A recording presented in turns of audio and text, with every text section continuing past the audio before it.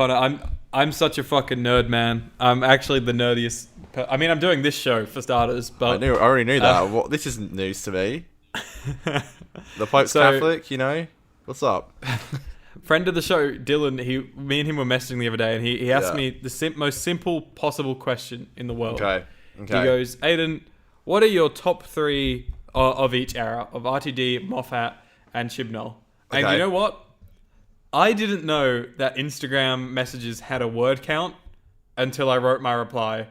Because not only did I list the episodes, but I went on to then explain why for each episode, and then what I looked for in the show, and how close each era got to achieving that in the show. I couldn't believe it. I felt so bad. I sent it and then looked back and was like, oh my God. Like, I had to write it in 2 parts because Instagram wouldn't let me send it in one because it was so thick. Wow, yeah, I've been hearing about people when they're sending us reviews. I didn't know this, and they were saying to me, I had to send it in multiple parts because there was this word limit, and I was like, word limit? I didn't know that was a thing. That's just us nerds. Us nerds having fun. Yeah, it's like, but to be fair, I'm liking people that they're actually giving us good detailed explanations as to why they like their favourite eps of Who, or maybe why they don't like it so much. It's very sweet. Yeah, but I heard that. I did hear there's a word limit. We have so many replies this week, which is really sweet. And kind of for once, I think both of us do. Yeah, for once, it's kind of just like I'm gonna have to kind of hop over a few a little bit. I might just like briefly mention a couple and then going deeply into a few of them. But yeah, it's actually really nice this week that we've had some good engagement, which is always nice to see. I had a few people message me saying stuff like,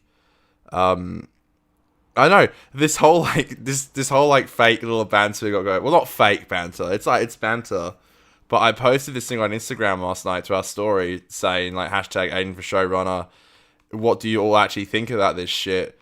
I'll tell you the results later. But I was like, I went to bed and I was like, I woke up in the morning. I'm like, oh no, it was like, is he going to be upset with that? Like, is that going to upset him? I just suddenly started thinking. I'm like, I hope I haven't taken it too far, and then he'll get. I didn't want to just seem like I was trying to make the people who watch the show go against you. But then I rewatched it. I was like, oh, I don't think he'll think that. If it helps, when I watched it, I skipped it. I didn't actually listen to what you were saying. Classic, yeah. Because when I went to bed, it was 50-50. And I'm like, till the morning when Aidan sees it and fucking votes yes. And lo and behold, when I woke up in the morning, it was 4 yes, 3 no. I was like, classic Aidan making it more in your favour. Always a winner, baby. Always a winner. That's no lie. That's no lie. Love it. I did a big poll this week as well. A very big poll. Oh, fuck yeah, you did. Yeah, insane. Damn straight. Yeah, that went pretty well, didn't it? It fucking did go well. Just talking about the scores and what's the best score for Doctor Who, and my favourite one. That's great. Season 3. I kind of feel like maybe I fucked up by putting the specials in with Season 4, but it was the only way I could put all the RTD ones in one poll. Makes sense. Because the specials really are like, particularly the episode we're talking about today, which is The End of Time. The score for that is some peak Murray, you know? Oh yeah, totally. Especially in the last like 25 minutes, it's really, really, really good. Yeah. So yeah, thanks to everyone that participated in that poll. At Season 3 won. Season 5 was, I think, a close second. So yeah, there you go. We even had my favourite Doctor Who director stop by on the poll, which was fucking awesome, by the way. Rachel Solale. I forgot about that. I totally forgot that Rachel Solale commented on our poll, which was awesome. That made my day. It's the first thing I saw when I woke up on Good Friday, and I was like, "Damn, Aidan, look at you go!" That was all Praise the Aidan, Lord. so well done. It was Praise the Lord. It was really cool. And then I tweeted her replying and was like, my favourite Doctor Who director replied to us, and she liked that as well. So it was like, it's good. It's really good to see she is engaging with like the fans and all that. That's really kind. Maybe, I think me and you have talked a lot about this behind the scenes, but it'd be cool to talk to some people involved in the show. Maybe she could, when we get up to Pete's era, maybe she could be a cool person. Awesome. I don't think having them on as guests in a normal episode, I don't think that would be a good idea, because we're like honest, and I don't think it's rare that we fully destroy an episode. And to be honest, okay, bar one episode. Most of Rachel's, I don't think we could destroy really. Yeah. But I think it'll be cool to just do like random episodes where we talk with people that are in That would be awesome. that have been involved with the show, and we have like a conversation with Rachel Talele or something like that. Yeah. Well, people keep asking me if like there's going to be any like bonus shows for this show. I actually don't even think we know the answer to that yet. With what 50 coming up next week, episode 50, I think we're going to have a bit of a discussion of where we want to take the show. Of course, the regular reviews will still keep going.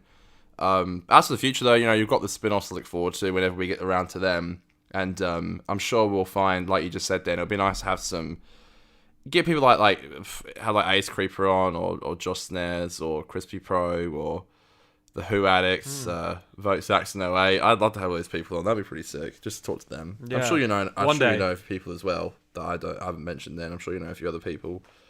Would be sick. Yeah, it's a bright future for the 50% Doctor Who podcast, baby. Unless we have a fight again because Vinny chooses to post her review on the wrong account or something. She's done it well this week. She's been smart. Yeah, she did one on both. Yeah, no, she messaged me this week and said, like, did I actually cause an argument? I was like, no, we're fine. We're actually. This is when I started to freak out. This is why last night I started to freak out a little bit. I'm like, I hope people don't actually think that like. But then I was like, what if we accidentally do take it too far and it actually does become an issue? And I'm like, stop freaking out. For once, it's actually like weird to actually have running jokes. I even saw like Dan yesterday on Twitter, was like, that's our fan Dan. He was like, referenced the joke. I'm like, this is sick. Like, it's actually pretty funny that people are actually it's a fun running with the gag. Connor and I both really enjoy like ongoing jokes. But I think as well, like from the start, we've both been quite savage to each other in this show. And I think as we've become more comfortable with it and stuff, we've gotten more and more vicious. I've got no problem with that. Yeah, it's fine. I mean, like, look, at the end of the day, we're just happy you even write into the show. So it doesn't matter if you do it on Instagram or Twitter. It's the good thing is that you're writing into the show, and we appreciate that either way. But it is classic us 100%. To make a joke out of it. So either way, if you write, it's like, for instance, there's this guy on Instagram who I assume just doesn't have Twitter. His name's Shane. Like, he always replies to me, but I'm sure there's people on Twitter who don't use Instagram. So it's like, we'll get people like that as well who will always comment on the Instagram and always comment on the Twitter because that's what they use, or either they just don't have an account or it's what they prefer. So, yeah, but I love engaging with the fans is the funnest part, I think. I don't know if I even want to call them fans. They're like friends, That's the thing. I think friend of the show is friend what of the show. Yeah, I love try and that. go with these days. I love that. Friend of the show. Friend of the show. Yeah, it's it's the end. So it's pretty much the end of my childhood with End of Time Part 1 and 2. The end of Russell. This got fucking deep. Julie Gardner's gone. David's gone. Well, David comes back. He'll be... Dude, this might blow your mind a little bit. David comes back in 3 seasons. Isn't that a bit weird to think? That is, isn't it? It's like... I feel like it felt like way longer, but we're going to get caught up to it in like 3 or 4 months, So yeah, that in real life was fucking years. I'm not sure how many, but I think it wasn't End of Time 2010. Yeah, 1st of Jan 2010, and then that'll be 23rd November 2013.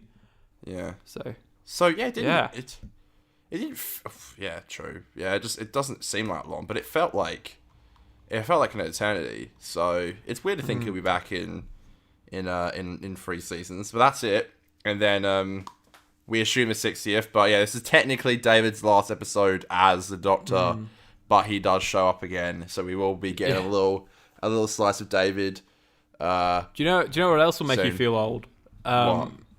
I always say that the best way I can reference like where I was in my life is in relation to Doctor Who, which is kind of sad, but also kind of... Yeah, I get that. I want to say cute in a way. I get it. Fucking 11th Hour, which we're reviewing next week, 11 years old as of a couple of days ago. That's really weird, especially since we're doing it next week. That's been around for half my life. No, bullshit, I was 11 when that came out. I guess I was. You must have been. That's crazy. That is actually crazy. The thing is, though, no, but like it's bananas. Like I remember you last week you sent in the group chat with bananas are good, man. With the group chat with me and Dan Aidan it. You sent the season 5 trailer, and I was like, fuck yeah, I haven't watched this in years. And I remember the trailer was playing on the BBC after End of Time Part 2 aired. They were showing the trailer, which means they'd already shot most of the season, which I think is crazy. And then they aired it at Easter, I'm pretty sure.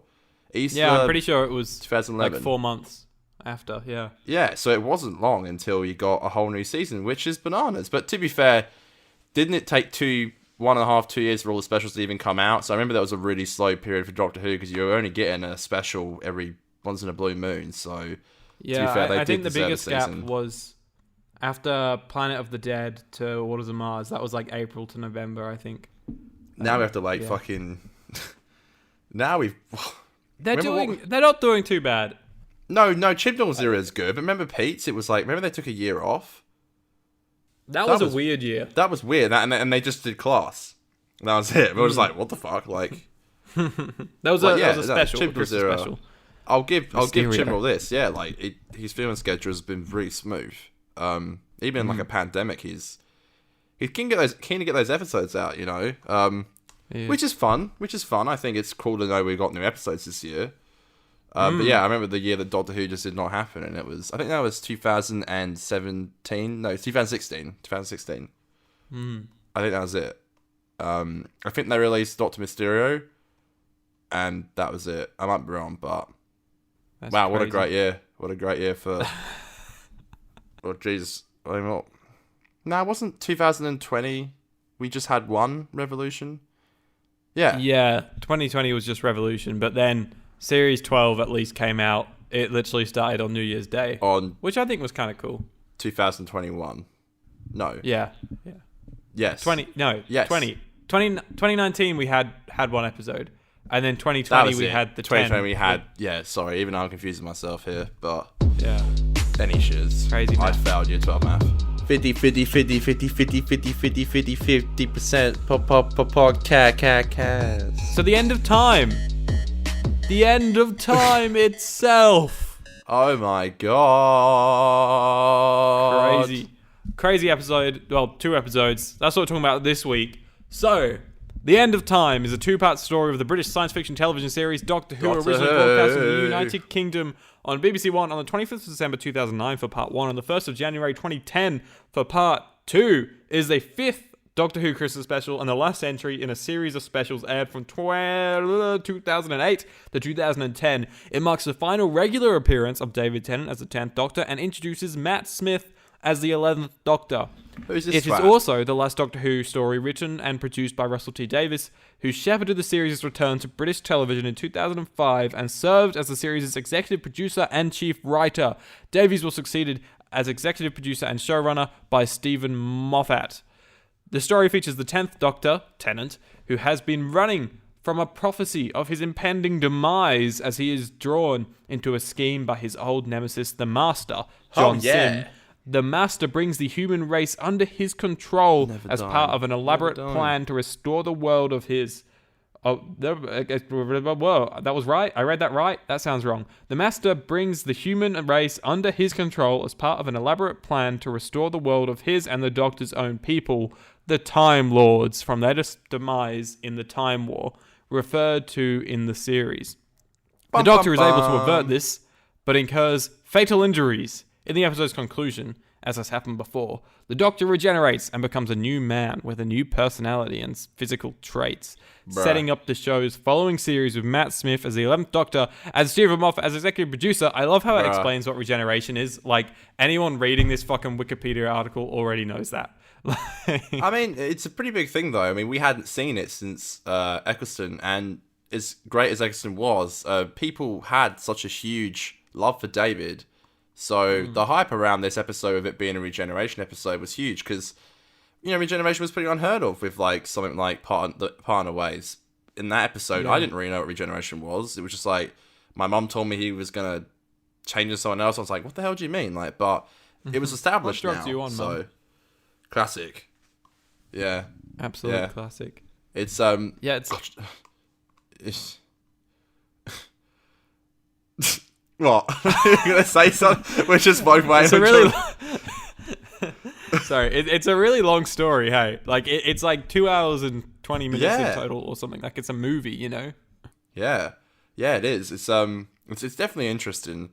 I literally, where was I when I watched this? Your favorite segment. I was back in the UK when I went to visit my family, so I literally watched this like live. I watched so the first part came out Christmas Day, second part came out New Year's Eve, and I have vivid memories of watching these episodes, like literally, and I was like crying on the floor. The whole family watched it. It was really annoying though because everyone was talking in the background. That really pissed me off. But anyway,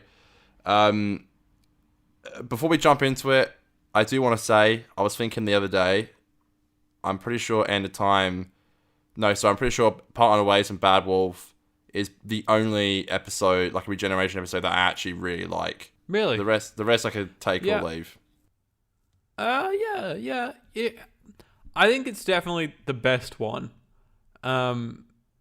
But like, for me, it's just because after that they all become quite silly, don't they? And yeah, Time of the Doctor from memory is pretty chaotic and it's messy and there's so much going on.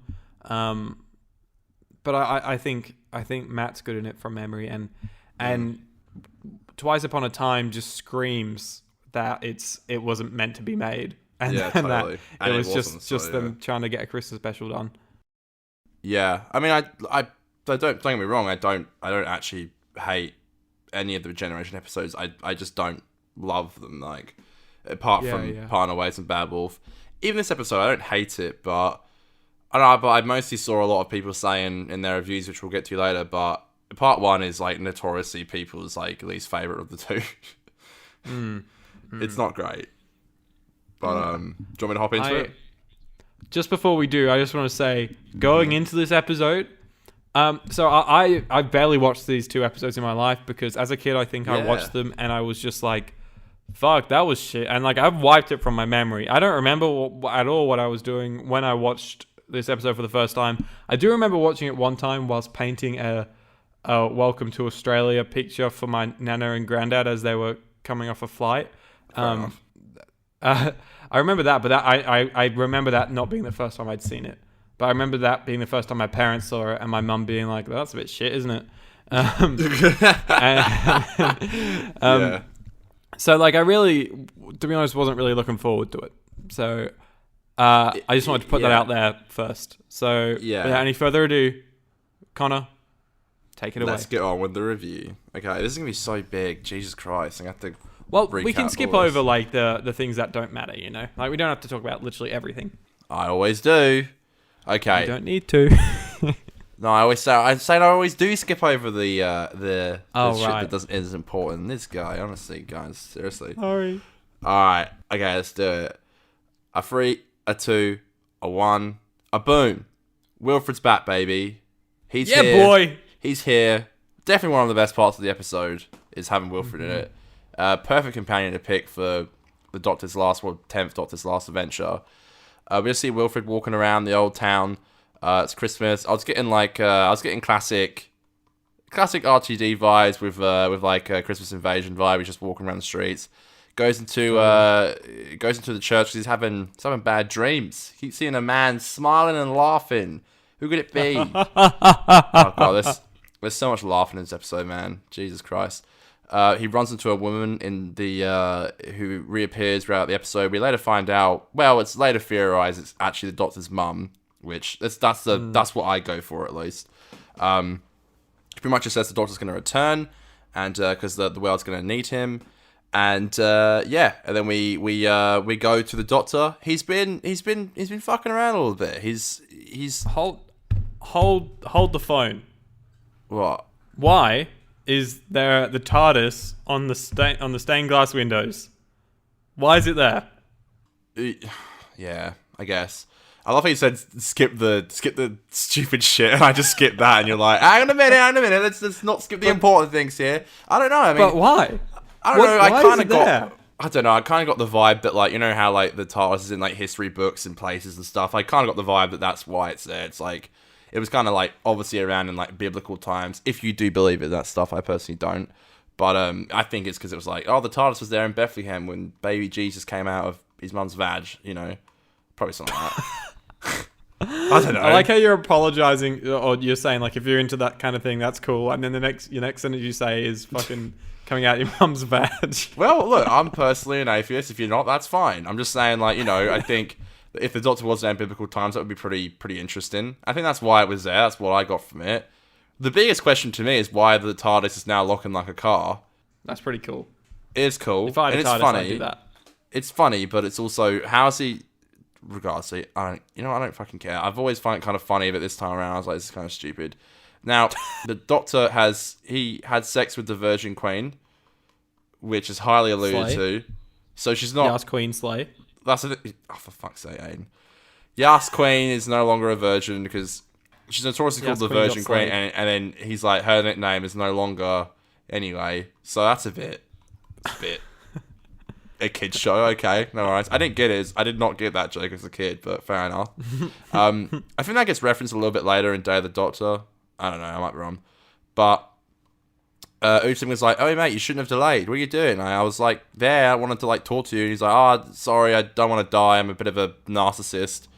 And he's like, okay, well, what with me? And it's like, what year is this? Like, how long did it take you to build this? And he says something like 1,000 years. He's like, well, that means time's all messed up. I still, for the life of me, do not understand. Because they go to this, like, a seminar thing. Seminar makes them sound like they're actual people.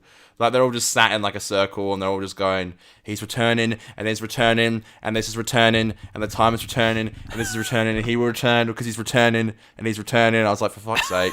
So, what has it got to do with, do you know the answer to this? Why does it matter if it's been 1,000 years since... Does it just mean time is crumbling down? Like, if Harley gets referenced again, I don't know what they were going for with that.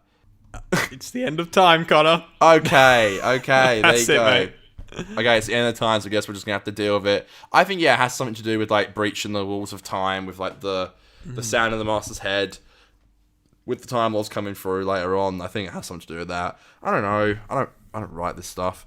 I probably should. Maybe. I like how showrunner. You said bloody Ood Sigma went up to the Doctor and was like, why didn't you come sooner?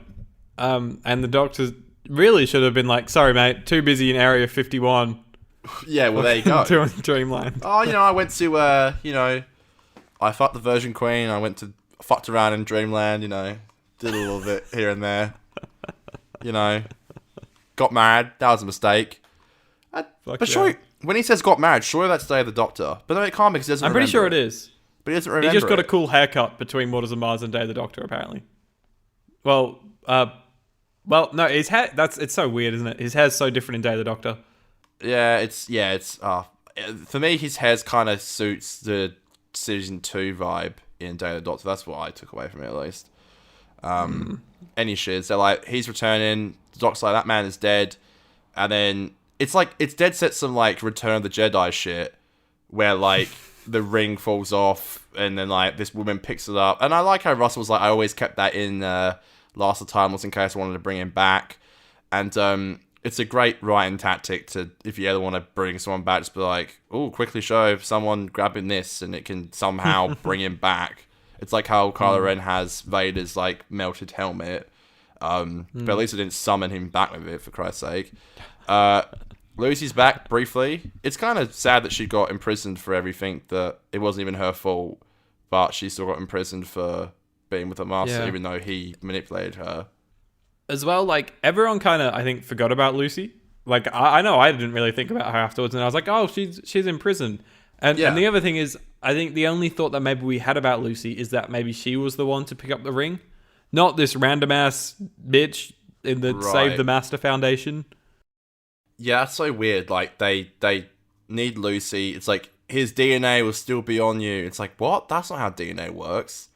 DNA disappears after time. It's like, so they take, like, her lipstick. Someone she's got wearing lipstick in a prison, is what it is. And they put it in the fire. The Master comes out. Never dying! Never dying! Never dying! Never dying! I'm like, what the fuck? Did you notice when he comes into that, like, weird fire, he's like...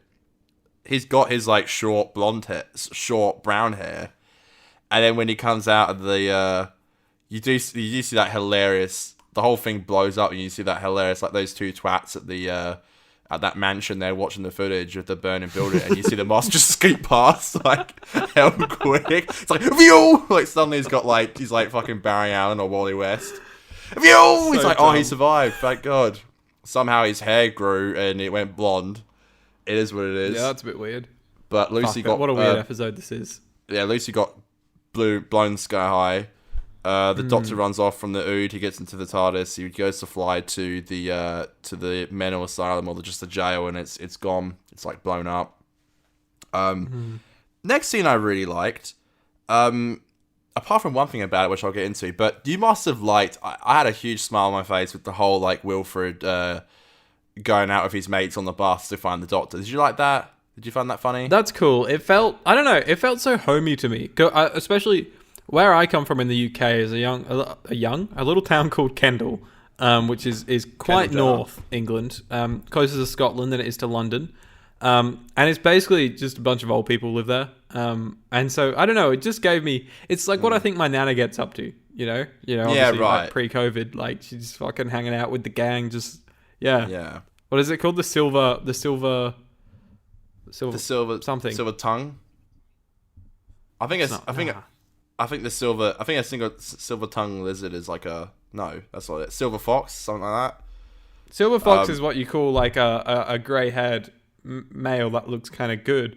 Yeah, that's like a Jeff Goldblum kind of vibe, they're like a Mr. Sunday movies. What's it called? It's what they call their group. Yeah. I don't know. Here's the thing. This is one thing I noticed I didn't like about the scene. As you go search for that.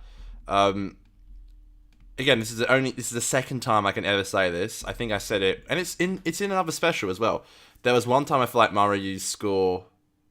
The score wasn't terrible. It was more just like I just don't think it was placed well.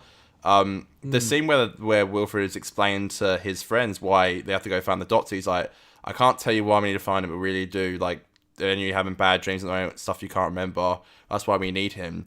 And I feel like the score could have really done with being like kind of like a low, slow, like a bit of piano, a bit of violin, but instead it was still like kind of like swinging like then whim. Yeah. And I'm just like, hang on a minute, like this scene, I don't think Russell wrote it for it to be with like swing and like instrumental behind it. But apart from that, I'm not down the score at all. This is amazing. We're like 49 episodes in, and I can only say twice I felt like his score was in a bit of a weird place, and it's not fault on the score at all. I just felt like that was a bit of a strange place to put it. The silver Doctor's cloak, like, that's it. Was what the gang's called. Many of the Menace is there. Oh yeah, I like how they said. Like I said, they can go. You have to go find the blue box like the old days. It's cool how they obviously have been around in that era when you got like the actual police telephone boxes. But then like the Doctor's like, all right, I can smell the Master, and I'm gonna go find him. King of the Wasteland, as he later says. They go to the Wasteland. Yeah, baby. Such a fucking stupid scene with the two homeless people. I just could not stop laughing. Just eating a burger. Oh my god! Like the Master, it's like this lady like serves the two homeless people, and then she's like, all right, can I get you anything? And it's just the Master turns around in like a hoodie, pulls it down, and he goes, everything. I am so hungry, and I just could not stop laughing. Cuts to the boys at the fire, and then it's like a shot from behind them, and he just jumps into the chair. I know you love that. Every time I watch that scene, I just think of you, because I remember you came in school laughing one day. You're like, I just rewatched it yesterday, and the Master just falls from the sky onto a chair and just goes and starts eating his burger. It's pretty crazy. Like, it's like, oh, President Obama's ending the recession tomorrow. And it's like Obama gets referenced. We see him later in the episode played by like a body double, which is kind of cringy. And then I love how that kid's like, you look like that Saxon bloke, the one that went mad. and the Master's like, well, isn't that funny? the Master in disguise as the former Prime Minister. It's like, I'm splitting my sides. I am hilarious. I am the funniest thing in the whole entire world. It's such weird writing. And bless him, like John Sim clearly, like there's been reports that he really didn't like especially in these episodes, how his character was handled. I mean, would you like to shout, dinner time, time? He just hops in the air and goes like flying down. The scene cuts with his fucking face flying into the camera as it turns into a skeleton. Crying. Are you a fan of his skeleton? It's like so I can't do this podcast in this state. Sorry. Yeah. Your imitation of the master really got to me there. Thank you. It's pretty fucked. It's so crazy. It's fucked as well when the dinner time bit where it jumps and he jumps into the camera from the sky and and the you skull see a just skeleton. goes. What is this? It's the weirdest thing. It is a bit. Fuck. It's a bit fucky. But that's when the doctor arrives, and I like how they can both smell each other, and I do like how this is a cool scene. I like how the master gets that steel bit of steel, and he starts hitting the drum and does the 4 knocks, which is kind of it's really cool because that's what the doctor's just trying to avoid, and we later find out it's to do with the 4 knocks in his head, but of course ultimately it ends up being Wilfred. But I do like how they're running after each other. There's some actually Eurus Linderex this episode, both of them. Like there's some cool shots actually. I actually like the way this scene was directed, and then I did notice a goof here, which we'll get into when we go to Goof of the Week. But then Wilfred rocks up, and this scene was I really liked it. I really liked it when they were like, "Oh, what? You never said he was handsome," and it's like, "All right, let's go get a photo." And then they start taking the photo, and it's like, "Did it flash?" It's like, no. There's there's a flashing light when you take it, and she starts squeezing the doctor's ass. I'm like, this is his last ever episode, and this is what we're getting, and that's funny. But I'm like, what is going on? It's a pretty. I like it. I like it. It's a fun scene. It's a fun scene. It is, but at this moment, was when I really started to question. I just sat there and I just said, "What the fuck has happened? What is going on?" Because odd. especially the scene prior, whilst it was kind of cool that the Doctor and Master were running around the junkyard, I was like, "What? Why? Why is this happening? What? I don't get it. I don't know why." And there is so much of that in this episode where it's just the Doctor being and then he runs, and then the Master runs away. That's all this episode kind of really is until the end when shit gets even worse. Yeah. But Minnie's awesome. R.I.P. Yeah, Minnie's awesome. That whole scene's good. I didn't mention it before, but there is a nice scene. There's a nice little exchange they have just before Wilf rocks up with all his mates, where he explains why the Master's he's you've exceeded your energy, the resurrection went wrong pretty much, and he's burning all his. He's just burning his life away, which is weird. But, I mean, that doesn't really make sense, because, he kind of dies at the end of the episode. Even if they didn't kill him on Gallifrey, I'm sure he would have died just because the Master... So, just like the Doctor said, he's, burning his energy source. So, does that mean Twice Upon a Time, World Enough in Time is set before this? Because I always thought that was... No, it can't be, because he gets stabbed, he regenerates. Yeah, Missy is after. Yeah. Yeah. That's interesting. I think it's just like I said, for me, when a new showrunner takes over, they don't have to explain everything, unless it was in the previous season, in Russell's last season, the Master's there, and then in Moffat's first season, the Master's there. Then I kind of expect an explanation. But considering it was 6 seasons later, he brought Sim back. I don't. Yeah, I'm it was not. a long I'm time. not fussed. It was a long time. So, are you a fan of the? This is a highlight for me. I do really like the coffee shop scene. It's nice seeing Donna briefly. It's really well written. It's really well acted, and I think with the score and just the emotion, he's I like how the Doctor's admitting he's I've gone a bit too far in places. He's obviously referring to stuff like Wars of Mars. I like how Wilf's trying to get the Doctor to go over to Donna and make her better.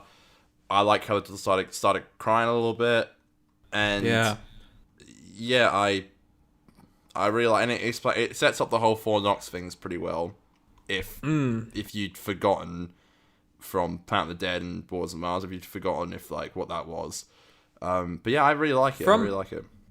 From memory, for me, it's the only scene in this episode where I really enjoyed from start to finish.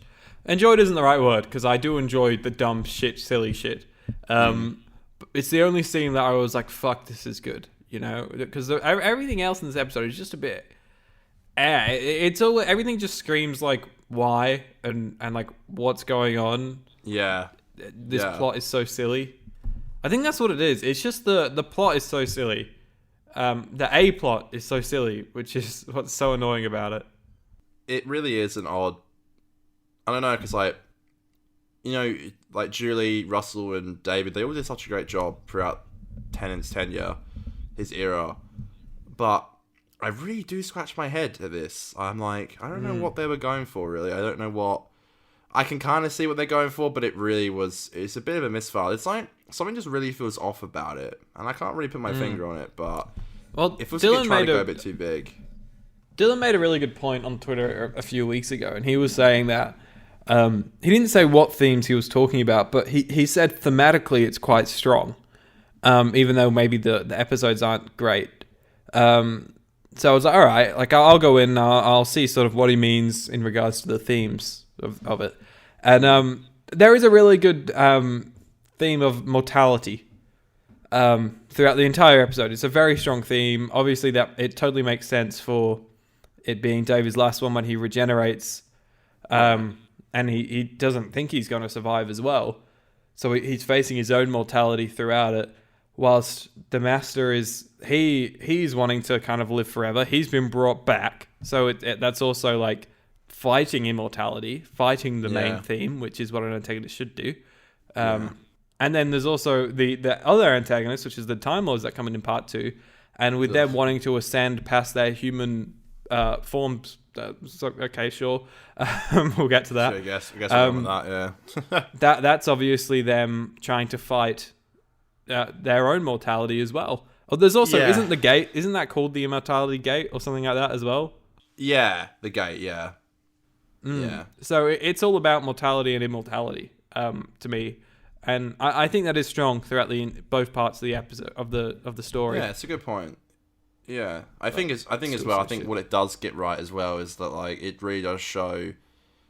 You know, you made a really good point last week where you're like, this is when like Tennant's arc, it really does open your eyes to where it was all going, and I think that continues here to the extent where like I was trying to pinpoint why I didn't like.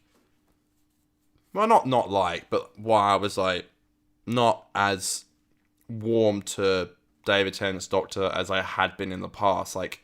When I was a kid, it was like, David Tennant's my favourite Doctor, that'll never change. And he is my childhood Doctor, but Pete's now my favourite. And I think the reason why I don't like him as much is that he kind of just reminds me of myself. Like, he's quite... That's why I don't think I like him. I think he just reminds me of myself. That, like, you know, oxygen is my airtime. No, airtime is my oxygen, I always say. You know, I feel like if you have a podcast because you like to hear yourself talk. And I kind of get that from David. And I always think that about vlogging. I always think vlogging, even though I do it, is quite obnoxious because it's sort of like... that means sort of in your head that people care enough and your life is so interesting that you expect other people to watch it. Even though like you do it right, it's beyond that and it is like its own creativity and it's a way of self-expression and art form and stuff. But quite often it can just be obnoxious stuff. That's kind of why I quit, to be honest. Yeah, that was one of the reasons why I did as well. Not that I've really confirmed or at least why I changed the way I did them. Yeah, I haven't really confirmed that, but that's pretty much the news. Bombshell on the 50%.2 podcast. Anyway. Well, shit. That's an exclusive right there. Anyway, that is a really good scene. And the Doctor goes back to the wasteland. I love how the Master's kind of just like, he's just chomping on a fucking like piece of meat, which could either be an animal or a human. We don't know. It might be those two boys that have a bit of leftovers. And then the Doctor just like walks up to him. He's like, I'm going to help you, mate. That's it. I remember both my goofs now. Thank God. I'll say them later. But Good the shit. master's like rubbing his hands together, like Super Saiyan shit, like, and then like it hits the doctor. He's like, and he falls to the floor. And he's There's like, also the moment where the Doctor is just badass walking away from explosions. that is pretty Just the cool. I classic. like that. I like how the master he purposely misses twice just to be like, all right, flinch a little bit, and the doctor doesn't, and then he's like, that's fuck you, and he goes straight for his like chest. And then so before we get to I thought it was kind of cool when like the doctor finally gets to hear the knots, but before that we get this stupid dialogue with it's Christmas. They eat so much with pork and fat and red and chicken and just it's hot. Eat it. He's like, stop it. It's like the fat and the grease and the. It's so weird. It's like It is bizarre. more. Eat it. It's such a fucking. But then there's really good dialogue after that where like we get like a weird look into childhood on Gallifrey. Yes. Talking about how he played in their father's gardens or Yes. vineyards or something, which is really cool. It's really sweet. Like all that nice, like, and the season 3 final was notoriously my least favorite of the 4 seasons we just watched.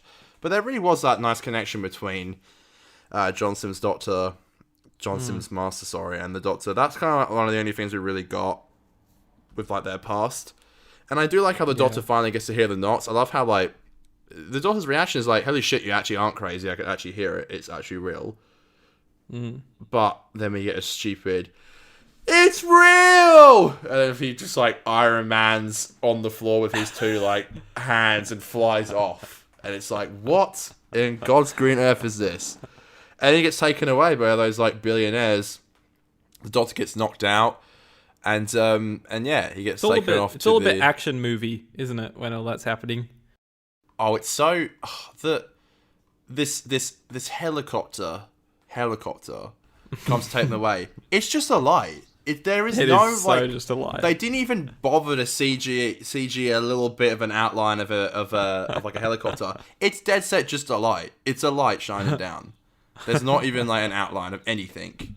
It's like, come on. We cut to the noble household on Christmas Day. Donna gets Wilfred the book of the billionaire. Who, by the way, these characters are so stupid. I don't even know why they're in it. And he's like, why'd you get me this? And she's like, I don't know. I just thought of you, which is kind of cool because it kind of connects to the whole four Knox thing. It's setting up everything, which is the whole idea of Wilfred's character is there to be in the Doctor's life till his like last minute. And the Queen's speech come on. It's that woman again from the church, who again I think is the Doctor's mum. She's like, you need to take arms. He goes upstairs and grabs a pistol.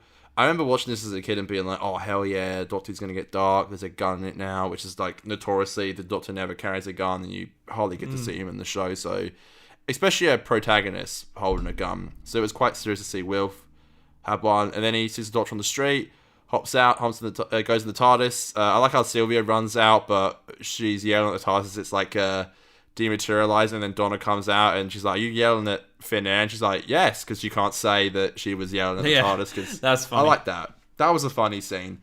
Although it's really nice to see, like, they're not in it a lot, but it is really nice to see Sylvia and Donna again. I don't know. It was like cool to see Sylvia. I don't know. Donna's stuff, it just didn't really do anything for me, you know? Like, it doesn't really do just anything, kinda, no, but yeah. It was just kind of there because I guess maybe they had to be because Wilf was in it. I don't know. Yeah. I do get what you mean. I'm more going for a bit of a fan servicey thing where it's nice to see them, but you're right, they don't really add anything to the story at all. Like, barely anything. So they're going to get the Master to fix up this machine which can heal. Originally, you think it's going to heal people, but it actually heals and mends planets. So that's their game. They have this gate which is going to like heal planets, and they're up to no bloody good. What do you think of the what are they called, the Givachis?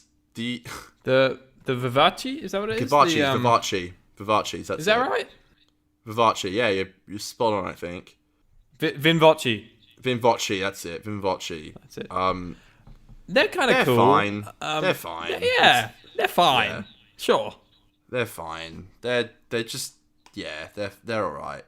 So the Master do you like the master ordering a chicken and eating it whole? I love it, Connor. Do you? No. I hate very much that whole thing. I always thought that these guys, I thought they were meant to be Obama. I thought this guy was an Obama stand-in when I was a kid. I don't know why. And then I was watching it this time, and I was like, "Oh, right, this is different. He's just a billionaire." I like that. The house and the setting was nice, production design wise, but it just felt so like, why are they here? Like that. I guess they're here because the plot demanded that they need to be here. I don't know. It's just a bit weird. Yeah. It's also like, do you just think that how this is the most un-Christmassy episode ever? There's a couple of Christmas trees in the background, and that's it. There's like a few decorations in the coffee shop. It's cold. It's cold. It must be Christmas. Chilly, There's like, there was a Christmas Day scene where they get presents, the Queen's speech, but they clearly were just like, oh, we'll do it at Christmas because whatever. But it's got nothing to do with Christmas. Like, it'd be so weird to have watched it live, like, because it doesn't feel Christmassy, and it also, like, especially with part 2, it gets quite dark. So yeah.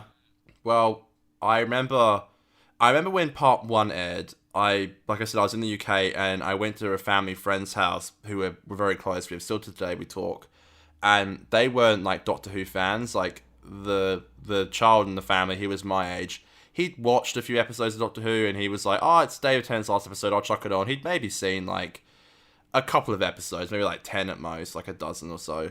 But he chucked it on. I remember he said he watched it with his mum, and they said we were so confused. We did not understand a single thing that was happening because, again, it doesn't really give you any context on like who the master is, or like, it's kind of like, oh, it was foretold about the Four Knocks. Like, no one really sets up.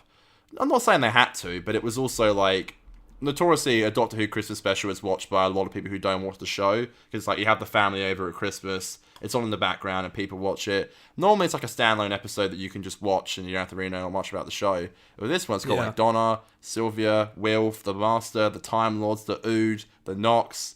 There's a lot of stuff. To be fair, people be like, it is David's last one though. Like, you wouldn't want it to just be like a weird standalone. I get where you're coming from. I do. I just thought it was interesting that people complained about it. Well, when I say people, I mean my family, friends, mum. But, all right. Yeah, the Master fixes his machine, and Bob's your uncle. The Doctor comes in. He, the Vochis, he's like, Shema, to both of them. Finds out that they're actually aliens. They call them cactuses. Wolf calls them cactuses, and they're like, that's racist. Cacti. And then cacti, yeah. And then they're like, it doesn't just mend people, it mends whole planets. Obama comes out to make his speech. Everything's happening all over the world. The Master hops into the gate, and that's it. He has gone, and he's going to turn everyone on Earth into the Master. Donna's starting to remember stuff. Obama's changing. And it's absolutely ridiculous, and I hate it. And it ends. It's like, it's so much laughing. I hate it so much. The heads, it's, oh my god, it's, I really don't like it at all. And that's the end of part 1, baby. Pain. Two things. One, when Will says bloody and the Doctor says don't swear is really funny. And two, okay, the Master transformation thing, worst cliffhanger in just all of New Who. It's so shit. And then, like, I for some reason, I watched these 2 episodes. I watched one of them first thing in the morning. So I used to do that all the time. For like Family of Blood, Human Nature, I watched them first thing in the morning. I got like really engrossed with it with a coffee. If you want to watch a movie properly and dissect it, for me, the best time to do it is like get up earlier, like earlier than you usually would. Get up at like fucking 6 a.m., make a coffee, sit down and watch it. Because you're not going to have any distractions. No one's going to be messaging you. You're just going to be focused, right? So I like that. That's what I did with part 1. Big mistake. I was way too like intellectually aware to be watching this dumb fucking episode. And I just couldn't deal. Part 2, I watched after a few drinks whilst having more drinks. And so I preferred it in that state. Yeah. and that's how I watched all of the specials, and I think the last half of series 4, and so that's a good way to watch Doctor Who, I think. Although I was talking to someone about this yesterday, and they're like, "Do you think maybe it's clouding your judgment on the episodes?" And I was like, "Absolutely," and I think that's a good thing. What, the booze or the coffee? The booze, because I just like to do it with the emotional episodes. Is my main thing, because it makes me get more emotional. That's literally what I did. Yeah, literally that's what I did last Thursday. This time last week, after we shot Wars of Mars, I was a bit groggy. I had about 6 beers, and I was like, "Yeah, fuck it, I'll go upstairs and watch it." It was Good Friday in the morning, and wasn't as emotional as I thought I'd be, which we'll get into, of course. But God, I've got to. You know what? When I listen to the podcast over, I'm like, I'm realizing this shit more than people, but I'm like, stop fucking saying the same shit all the time. And that's one of the things I always say. So I'm gonna try and I've been trying to stop saying the same things, but yeah, I've noticed that with myself as well. Yeah, I hate it. Thing is, like, I've never noticed it with you, but that's the thing. Like, when you listen to yourself, you go, "Oh, I keep saying shit like that." So regardless, I'm sorry if I sound like a broken record. But are we going straight to the second part? Did you want to mix things up with doing the anything? Oh yeah, okay. Because you can if you want to. It's a live show, baby. Anything could happen. We can do anything we want. All right, so. Yeah. Let's go, and yeah, we'll shake things up this week. We'll do Go for the Week halfway through, and then we'll do behind the scenes at the end of part 2. I think it's good. I think we've done that for a couple of 2-parters recently, and I think we should keep doing that. It keeps things fresh, dynamic. Fresh, I don't know. Fresh with a PH, yep. It's time for Australia's favourite segment, Connor. Oh, yeah. It's time for Goof of the Week. Oh, yeah. Connor frantically is looking around his room for a harmonica. Let's just get into it so that he can't get it done. Can't find it. Okay, did you have any goofs? You did. I've got two. Yes. All right. And they're actually both from the first part, which makes more sense because I didn't see any for the second one, which is good because we're about to do it now. Neither. So I found 2. One was when the Doctor is chasing the Master in the wasteland. Just when the Doctor gets called over by Wilf, like he runs after the Master, and then Wilfred runs along and goes, "Oh, Doctor." Like the Master looks at the Doctor. He's not got his hoodie up, and then it cuts back to a shot of the Doctor, and then you see the Master with his hoodie up, and then he jumps down past the. So it's really quick. It's like it cuts from not wearing it, boom, he's got it on, and then he like falls back down. So it's like they obviously just didn't. It was like a continuity error. Yeah. I'm making it sound like it was an easy mistake, but it was pretty unnoticeable for me. Second one, the Doctor's clothes get completely like ripped from that shot. He gets to his chest. He like burns through his clothes, his classic brown suit.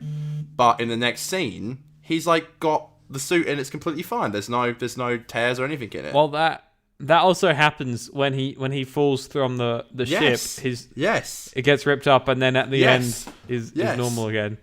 It's normal again. So I think at this point it's just implied that the Doctor just has multiple brown suits and he just gets changed. I think that is like they have multiple versions of the same clothes, but still it's a goof, baby. That's all I got. Ooh. I had one, and it's kind of awkward because I forgot about it. And then, as I was doing my I hate calling it research. Literally, I just fucking read TARDIS Wiki and Wikipedia every week. As I was doing my research, I was like, wait, I did have a goof, didn't I? And I can't remember when it was in part 1, but it was in part 1, and it was extremely, extremely subtle. But I saw a boom mic for literally like a fraction of a second, just the very top corner of a frame, and it was like just as the shot moved. So it was like the shot moved up or something, and the boom mic movement just lagged a little bit, so we just caught the bit of the boom mic as it tilted up. It was the smallest thing. I don't even know how I caught it, and I probably won't even be able to find it again because I don't remember when it was. You're good at picking up boom mics, aren't you? Yeah. TARDIS Wiki had a fuck ton of them. So I've gone out and picked the best. When the Master is being resurrected, there is a wide shot, and what's she called? The Master's wife, Lucy. She is knelt down, and it's very obvious that there is like pads for her knees when she's laid down, so she's not just on the concrete. Okay. So Jessica Hayes' character, the one at the end that signs the book. Yes, of course. She wrote Space with Simon Pegg. Yeah. Yeah. So she doesn't actually write anything. You just hear the sound. Yeah, I noticed that. Yeah. Nothing happens because they couldn't write into the book. I did notice that actually. I noticed that years ago, and now I can't unsee it. But yeah, because they couldn't actually write, because they would have had to done multiple takes, and like they couldn't write in the. So that's why they did it, folks. But yeah, I did notice that actually. There's another one. Yeah. So a few times. So the Vivace, right? This is like a little bit. I'll play a beat of the behind the scenes thing. The Vivace, they were never always meant to have full green faces. That was an afterthought. So afterwards, they went in and they painted all their faces green digitally. They were gonna have like just normal kind of human face and then all the green stuff around, which I think would have looked shit. Like if you look at all the confidential stuff, it just kind of looks shit. So there is a couple of scenes where the lighting's a little weird and the shot's a little weird. So they've just not colored them. I didn't pick up on this. Like it's like scenes when they're sort of dark in the shadows and stuff, and if you look closely, you can see that they're not green. And through windows is another one. Okay, here's one. I'm only including this one because I find it extremely relatable right now. So, you know, at the end with the church, it's got like there's like a little sort of gate. Okay. So in most of the shots, the gate is closed, but in one of the shots, the gate is open. Right. I'm fucking relating Just to this so hard right now. Yeah, because in my music video that I just shot, there's a fucking one of the extras at one point walk through a door. They walked through a door like between when we were doing takes, and they left the door open. And our main monitor had died, so we were only going off of like a really tiny monitor, and we were really pushed for time. There was lots of things moving and happening. We had like a speeding car on set and everything. And we missed the fact that this fucking door was open in this one shot. And it is driving me insane every time I'm watching it, and I'm going to try and fix it digitally. That's my job tomorrow morning. But it's a moving shot, so it's going to be really fucking hard to do. That sounds really fun. There's 3 or 4 shots where it's open. Oh my god, 3 or 4? Yeah. I thought it was just the one. They're all in a row. Like, yeah. Well, yeah, he sent me the Snapchat, it's pretty... It's not even like half open. It's pretty damn like open. It's fully open, and you can Everyone see... makes mistakes, man. I hope you didn't beat yourself up too much about it. It's just annoying.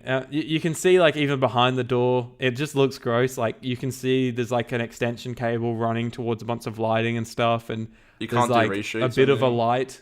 You can slightly see a light as well because of it now, and it's no reshoots. You can't do a reshoot.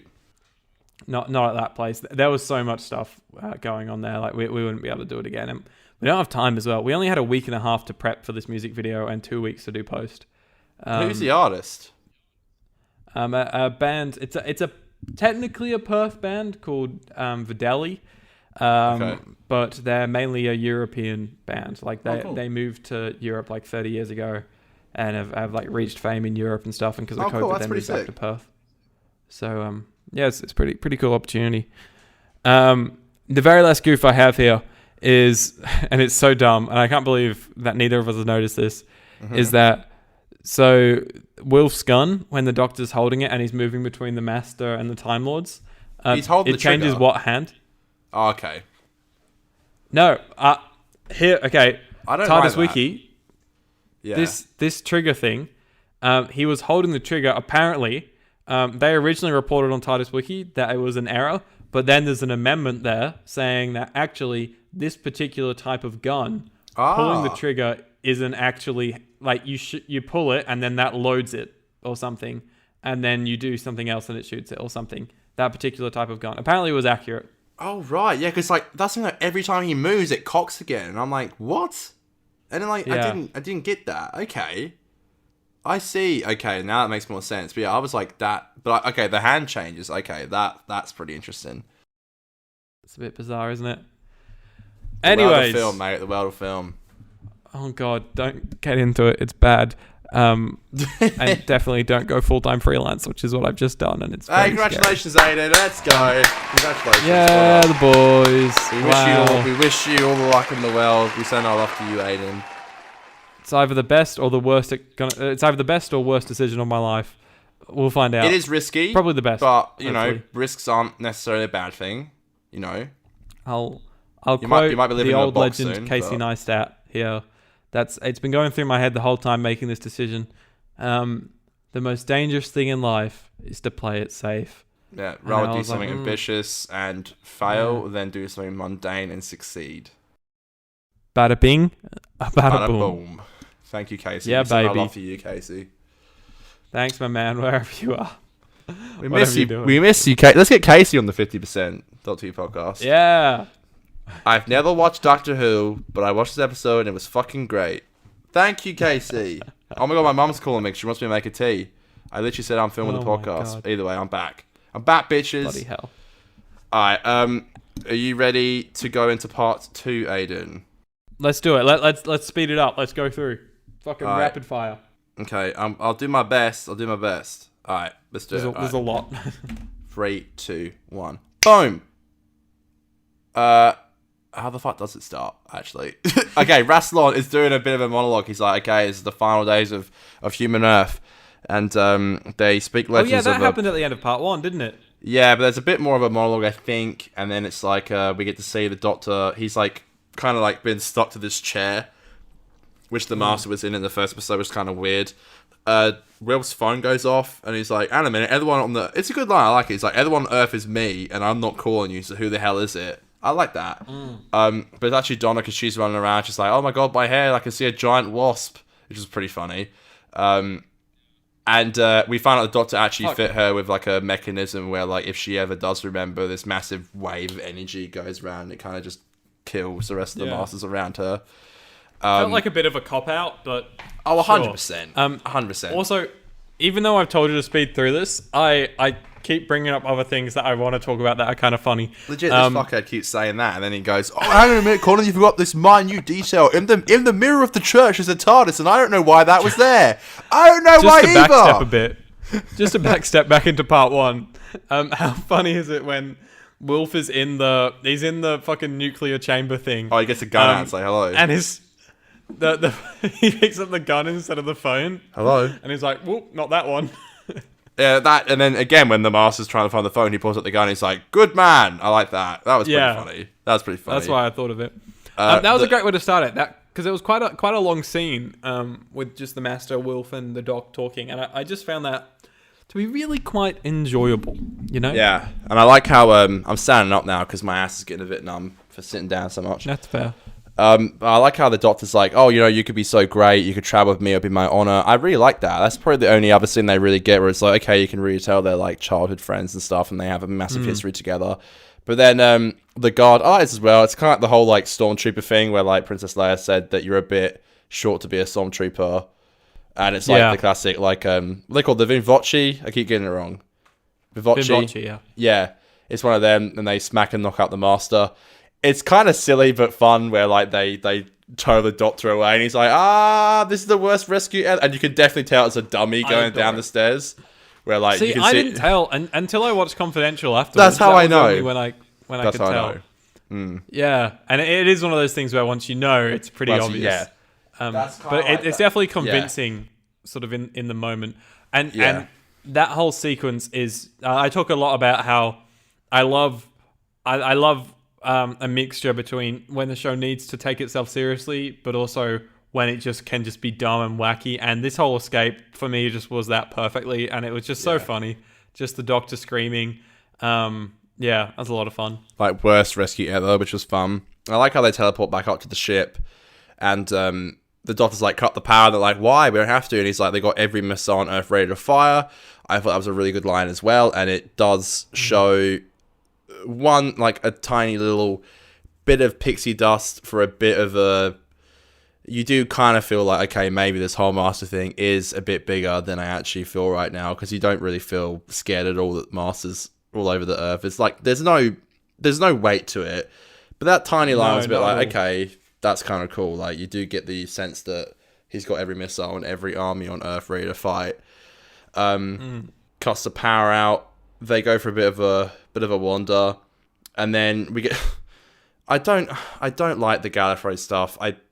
Timothy Dalton's there for some reason. He's playing Rassilon, and I like Timothy Dalton. I enjoy him as Rassilon a lot. I really love him. Oh, really? Yeah, but what I hate is the production design. Yeah. Okay, the production design they have in terms of the costumes and the table, that all looks dope as fuck. But some genius, whether it was Russell or the production designer or producer, some genius was like, oh yes, the Time Lords. Let's not give them cool architecture. Let's put them in a black room. It's a black room. It's weird. Why? I don't get it at all. Yeah. I think I kind of word that wrong. I don't dislike Timothy Dalton's wrestling. I think it's cool, but yeah, I think all that stuff you just mentioned then, it's like, it didn't entice me very well. I do like how the link in the Master's head actually kind of has a reason now. It's a reason they can get through the gate and head to Earth. One of my least favorite things is that stupid woman at the back of the table doing the stupid taps, talking about all this dumb shit, and I'm over it. I hate it. It's so stupid and dumb. It just like, she looks disturbing. It always makes me feel like I need to take a shower after looking at her. Like I don't like people who kind of look like they're just a bit of a mess. Like I have OCD, so it's like that kind of stuff really makes me feel icky inside. But the whole connection thing with like this white tip star or whatever it was, it all just felt like it was really trying to explain itself, and also really trying to make sense. It made things more complicated than it needed to be. I think like the whole first part of this episode kind of didn't need to happen. Like, I think it just would have been better if the Time Lords were the main threat and the Master was kind of just like caught up in it. Oh yeah. Rather than like the first part being the Master doing this silly plan. And then the Time Lords are like the twist at the end. I don't know if they were announced to be back. I didn't see anything of that online. No, I don't. It was a surprise to me. Yeah, I don't think they were. I remember watching it as a kid, and like I hadn't seen any of the classics, so I was like, this was the first time I'd ever seen like Gallifrey in like really Gallifrey and the Time Lords, which was cool. I always laugh at the scene where that woman's like, oh, shouldn't we do this and that? And then Rassilon just gets out his like Thanos glove and like shocks her and she dies. He's like, thank you for your opinion. I will not die. And I'm like, it's pretty funny. Like, it's funny. Like, God's sake. It's been a little overdone lately, but definitely at the time, I really loved just seeing Gallifrey, like just exterior shots of it, and especially post Time War. It's the first time we'd seen it where you must love that.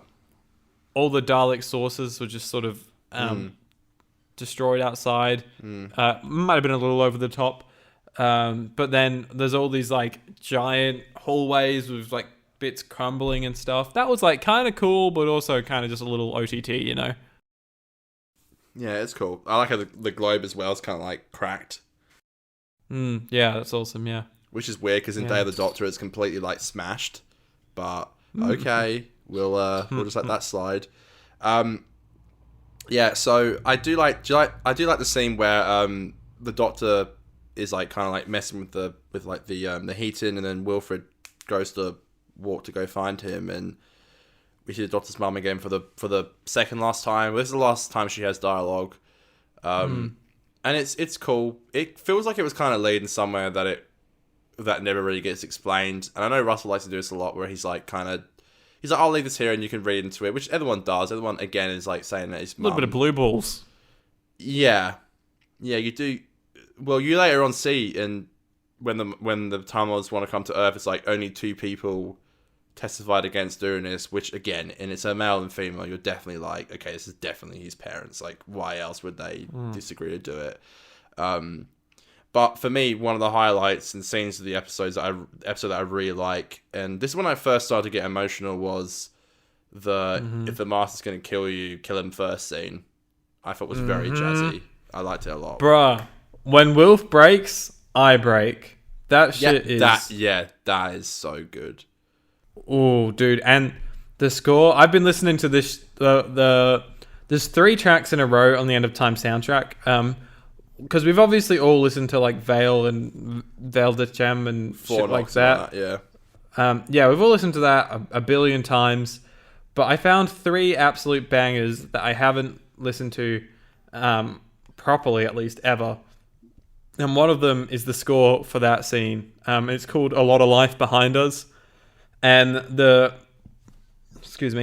like a 4-minute track, and the part at the end is when Wolf breaks, and it is just like, oh boy, just listening to it just makes me cry a little bit, you know? Are you ready? I'm so ready. Have a listen. Oh no, this isn't the right track. My bad. There we go. Hold on.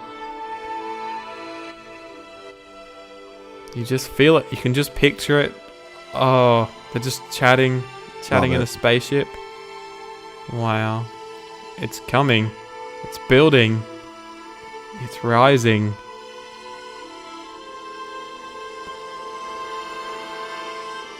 You're the most wonderful man alive.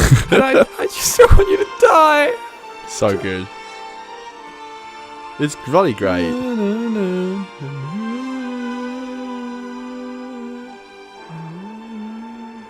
That's so good. And then all of the ship for like when the ship speeds to Earth and shit is just so fucking good. Dun dun dun dun dun. This is why there needs to be video. Just busting a fat boogie right now. Dun dun dun.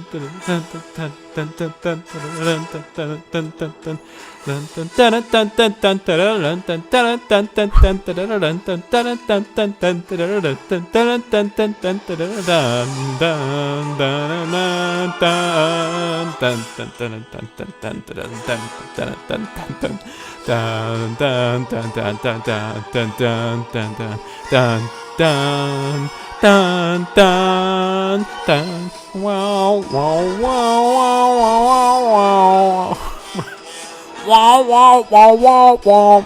This is sorry, it's so dumb. Aidan's literally like doing that. the And I'm songs. just like, Aidan's doing that shit. I'm literally just boogieing in the background, just like not giving a fuck. It's just sometimes I hear me singing the songs and I'm just like, A, that sounds atrocious, and B, it's only me that can understand the part of the song I'm singing because I'm so out of key. I thought you did pretty good. I think you do well. Wow, wow, wow, wow, wow, wow, wow, wow. Wow, were you just playing through your phone again? I couldn't tell the difference. That was I am Murray Gold. Don't want to brag. sensational. I do love Murray Gold. I do. One more thing before we go to the Doctor flying the ship. Yep. I do love how he briefly mentions the consequences of Adelaide, which I never picked up on before. He says, "I'm no saint. I've taken lives. I've even manipulated people into taking their own." And I never picked up on that before, and that's such a fucking great line. Really good. That shit fire. That shit fire. That shit fire, boy. Damn, so boy, like- he thick, boy. He's a thick ass boy. My poor mother and father trying to sleep right now, and I'm just shouting Anthony Fantano shit. Damn, So boy, he thick. Shut the fuck up. Shut up. when David starts to... he turns all the power on in the ship or whatever, and he starts zapping everything with his Sonic. Yeah.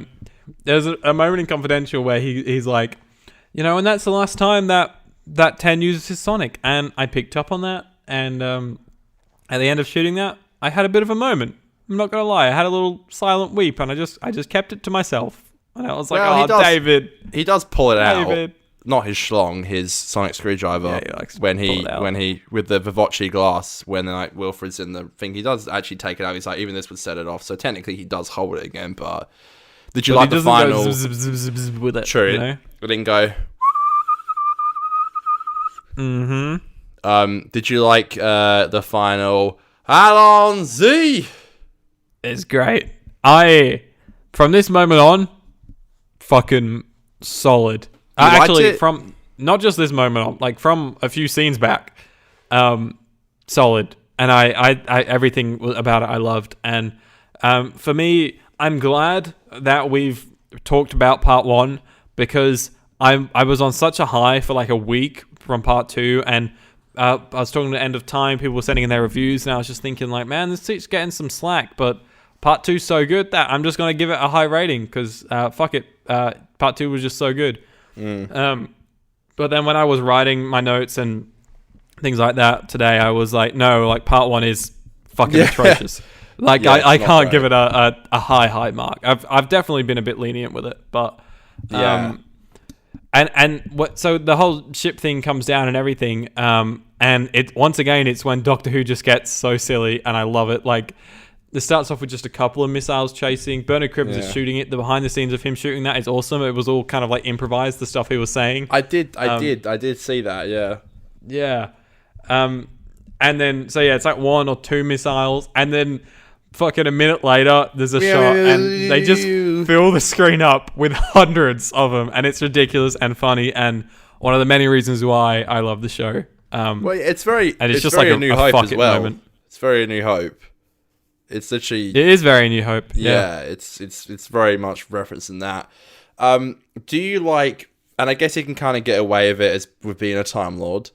I always loved this scene as a kid because I was like, oh, blood and Doctor Who, this is sick, this is so dark, and he's holding a gun. Do you like when he just yeets himself out of the ship and then flies down through the glass dome and lands on the floor? Here's the thing. I love what causes him to regenerate. I think it makes so much sense for his character and shit like that. But part of me is just like, wouldn't it be kind of cool if the Doctor did just like, he was like, fuck, only way I'm getting into that mansion if I kill myself and I throw myself through onto the ground and it's sort of his last stand before he regenerates. Would have been cool. I definitely prefer the way it's done, but then it also does leave a bit of like unrealism in terms of why he didn't regenerate when he like fell through. Yeah, it looked really good though, I thought. It did look good, yeah. I guess what kind of like what I was saying, I guess you can kind of let it slide with the whole like Time Lord thing. I guess he's like extra. Yeah. I don't know. It's strong. very high up though. It's very high. He should be raspberry jam hitting that floor. He should be. That's hot. Something that I realized about a week ago. This is definitely the first time that I've watched these episodes in full HD.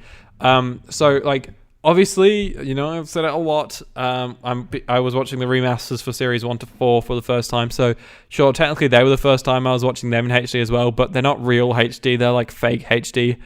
But remastered. This is definitely the first time that I've watched the specials in HD, and I think that's why it's been so surprising for me, because my whole life I'm used to them still kind of not looking great. And this episode in particular looked phenomenal throughout both parts. And just, yeah, it was. I'm so glad it's in HD. These like they look really, really beautiful. Yeah, it suits it really well. It does. Anyway, so now the Doctor's switching hands with what hand the gun is in. But the Time Lords are okay. Why, when the Time Lords come back, the gate thing disappears and it's just a white backdrop, I guess? Mm-hmm. Is that... Why? Why is the TARDIS on the church stained glass windows? Maybe it was so people could walk through. I don't know. No, Connor, don't fucking allow them this shit. I'm not allowing it. I don't even like this scene much. I like the idea. It's kind of interesting that David's Doctor went through his whole tenure being like, tenure? Do you get it, by the way? 10? Haha, these nuts. That was so funny. I do like how he doesn't use a gun, but now he's like actually gonna use one. And he goes to shoot the Master. He's like, if I killed you, it's like the link dies. I go back, but he's like, get out the way, and then he shoots the Monitor, and somehow that sends him back as well. And then the Master's like, actually, you know what? Fuck these guys. I'm gonna start shooting. And they're like, you did this to me all my life. And then he just gets sent back with them. You're like, okay, see ya. I guess you're gone now. Okay, I really should hate it, but I don't. The score's great for one. The score is great. Yeah. Dun, dun, it's always dun, great. Dun dun dun dun. It's always dun, great. Dun dun dun dun dun dun dun dun dun dun dun dun dun dun dun dun dun dun. Yeah. But something about like I don't know, when the Doctor like thinks he wins, and then the Master saves him. Something about it. I just love like.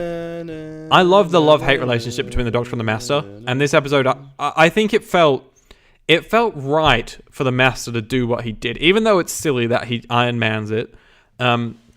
It's still like, and everything, the two stories we've had the master in Russell's era, everything has been down to the knocks and the banging in his head, and the fact that that's all responsible for because of the Time Lords, it just feels like a really good sort of redemption arc. That one, he saves the Doctor, and two, he kind of, in a way, completes his arc by getting his revenge on everything that they've done to him. So it just felt right to me. I don't know. I have another thought, but your face tells me you have a thought that is a response to what I just said. So No, I was just. Do you want to also what I was thinking? I'm like, do they mention the last time they saw each other in Enough in Time, Doctor Falls? Doesn't the Doctor say last time I saw you, you went off with the Time Lords? I don't think he does say it. I don't think so. Maybe we'll find out in 2048. So weird. Surely as like you mention that. It's so weird when people don't mention shit like that in screenwriting. It really pisses me off. Anyone would mention that. You're like, oh, last time I saw you, you were doing this. What the hell happened? But anyway, yeah, you can continue. That was my only thought. I wasn't even going to share that. So one of my only gripes with these later scenes is that, so like all of David's era in a way was kind of leading up to the Time Lord's return. And they just kind of don't. Like, they CGI the planet into the sky, and it's a bit silly because I think Earth would have been destroyed if it was that close. A planet that big was that close. I think. Yeah. I'm not a scientist, but I'm pretty sure that's right. And two, don't, like, we only see 5 Time Lords. Wouldn't it be like... And I get budget, and maybe maybe Russell didn't want to do like a full fucking action sci-fi. He wanted to keep it quite contained. But wouldn't it be so much fucking cooler to see like a time, like, sure, Gallifrey can come back, but then we see like a Time Lord invasion fleet and like Time Lords in the street and shit. Like, where's Omega at? Wouldn't that shit be fucking awesome? Where's Omega? Well, just hold your horses for behind the scenes, champ. Yeah, no, that would be cool. It really does feel like Blue Balls. Like, it's like, here you go, it's here, and it kind of is here, and now it's not. It's gone now, and it's like, it seems to get resolved so quickly. Like, it's like, it's there, it's there, it's done. There you go, boom. It will kind of come back in the future, sort of, maybe. Who knows? Not me. I'm not writing it anymore. Just the white backdrop definitely doesn't help with making it feel big budget. Yeah, Aidan loves his white backdrops and black backdrops. The Time Lords love their backdrops. They're just like, should we film somewhere? Out, that kind of shit, you know. We shouldn't film somewhere. We'll just do a black backdrop. Do you like the? I'm alive. I love it, man. I love that whole scene, and then you can let me out now. You can. And then one of my favorite gifs is, and it's not fair, just because it's a great gif, and in the gif form, I think it's funny, but watching it in episode, it's really heartbreaking. But me, I could do so much more. Yeah, so it's great. Like Wilf, like, because that guy's like, he's stuck in that machine. It can only open in and out, so someone has to go in to open the left door, and then for someone to get into the left door, they have to open like the right door, all that kind of shit. There's a very obvious exposition scene in the first part where it's like, I can't get out unless you press that button. Will's like, what? If you don't press that button, I can't get out. It's like in the first part. I noticed they did that this time to be like, this will come into play later. Yes, I like his mentions, like, it's Vinvoce glass, and if Wilf is in there, he's going to get radiation poisoning and obviously die. I do like the Doctor scene. Again, it shows his narcissism where he's like, you know, oh, you're not remotely important, but me, I could do so much more. Remotely important. It's so weird. He does such a weird flip. He says all that shit about Wilf, and then he goes, it'll be my honor. It's just, I don't know, it kind of was a weird flip. I don't get it either. Weird, isn't it? Yeah, like, I don't hate it, and I don't think it's bad. I think it's really good. But I don't get it.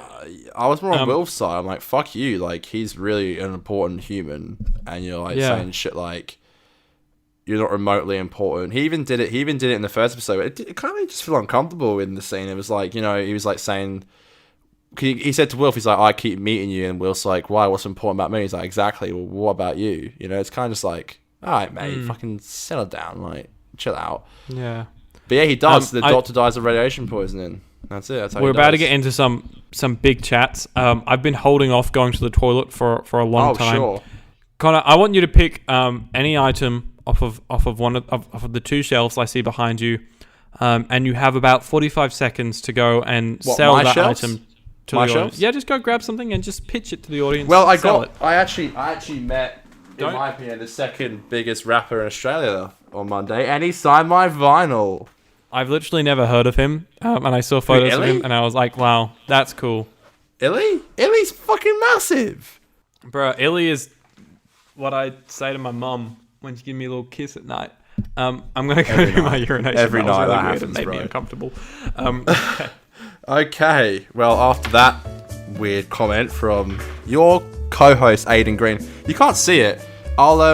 Maybe I'll post a little photo on our Instagram when on our Instagram story when the episode comes out. But yeah, I went to go see a rapper called Illy on the weekend. Not the weekend. Well, it was kind of the weekend. It was a long weekend. It was Easter Monday, and I didn't know him very well. He did a chorus in a song called "Exit Signs" with the Hilltop Hoods, who are like my favorite Australian rappers. They're like the biggest Australian rappers. In my opinion, Illy's the second biggest Australian rapper. And I actually did see Illy live before because he got invited over to Perth to do his verse with the Hilltop Hoods.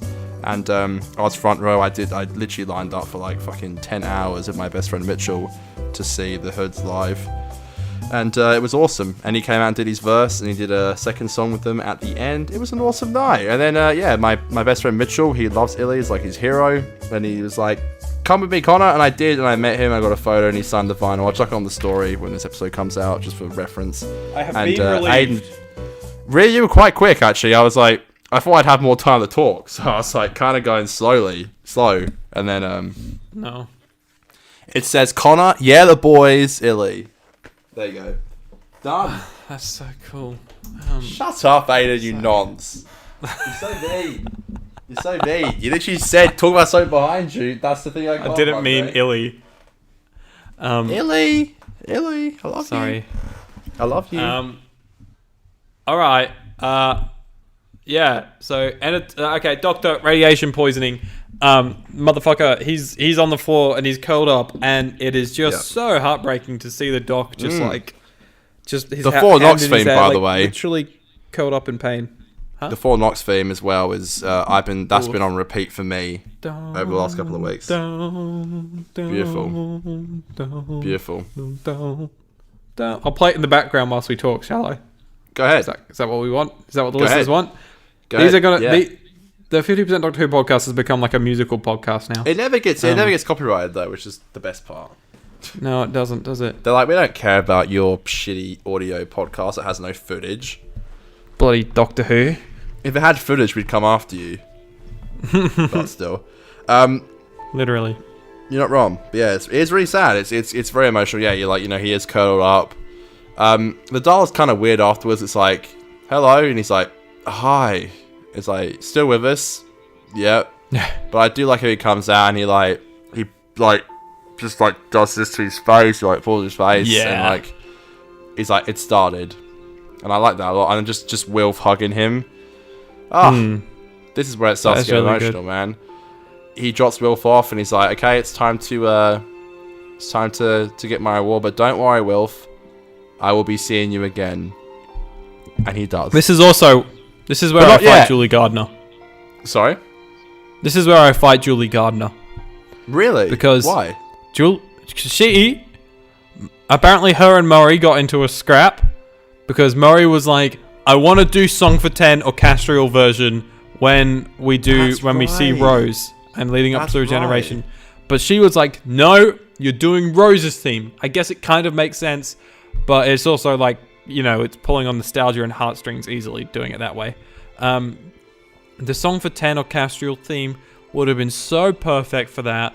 And instead, it's just given like a shitty 10-second period. We just hear the very start of it in this scene, and it's so out of place, and it just like fades out awkwardly as well. Like you can just tell that Murray just had so much more. So much more. dude, And it's not fair! I don't know if you remember, but ages ago, I'm talking maybe season 2 or 1, I mentioned to you about Murray, and I was like, Murray apparently had that beef with Julie in the last episode, and he's like, you might read it in a second when you do behind the scenes, it's like, and there's no arguing with Julie. I already said that. I swear, I think I told you this. Oh, my fucking nuts, you did. I told you that, motherfucker. If anyone's gone back lately and listened to any of the old episodes, let us know. We do have some. Because then yeah. Because I told you about it. Because I remember being like, "There's no Castiel theme. I love it. It's so good." And then I was like noticing all the way through season 2 that they kind of do it a little bit in season 2. Anyways, this is so fucking petty. Well, maybe I'm a liar, but there is a guy who, I'm sorry, I've forgotten his name. I'm about to read his review in a second, but he's watched from the beginning, so I'm sure he could tell us who is right or wrong. Okay, guy so whose name we don't remember yet. Sorry, I'm really sorry, but I will. Sorry. I will read your review in a second. And I'll tell you exactly who it is. Sorry, I'm sorry. Sorry, I'm a liar and a bender. Oh, sorry. Alright. Do you like Martha running away from us on time? I love Martha running away from us on time. With Dude, Vicky? In this whole segment, this was when I was like, Martha is my favorite RTD companion. And I agree. I never thought I'd say that. Because as a kid, she was always my least favorite. And I don't know why. I think maybe just after Rose, I was like, no one can beat Rose. And then Donna was so funny. Yes. But definitely in what we've watched so far, she's the best character in my opinion. She's the best companion. And just seeing her like happy and in her element and with Mickey. This is when I started to get emotional, by the way. Not so much in the David's dying way. This scene and then the scene that followed is what broke me for another reason. But this one was like, I don't know.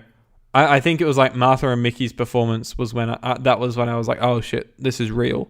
The most beautiful thing about this scene as well, apart from Jack, no one else ever returns again as well. Yeah.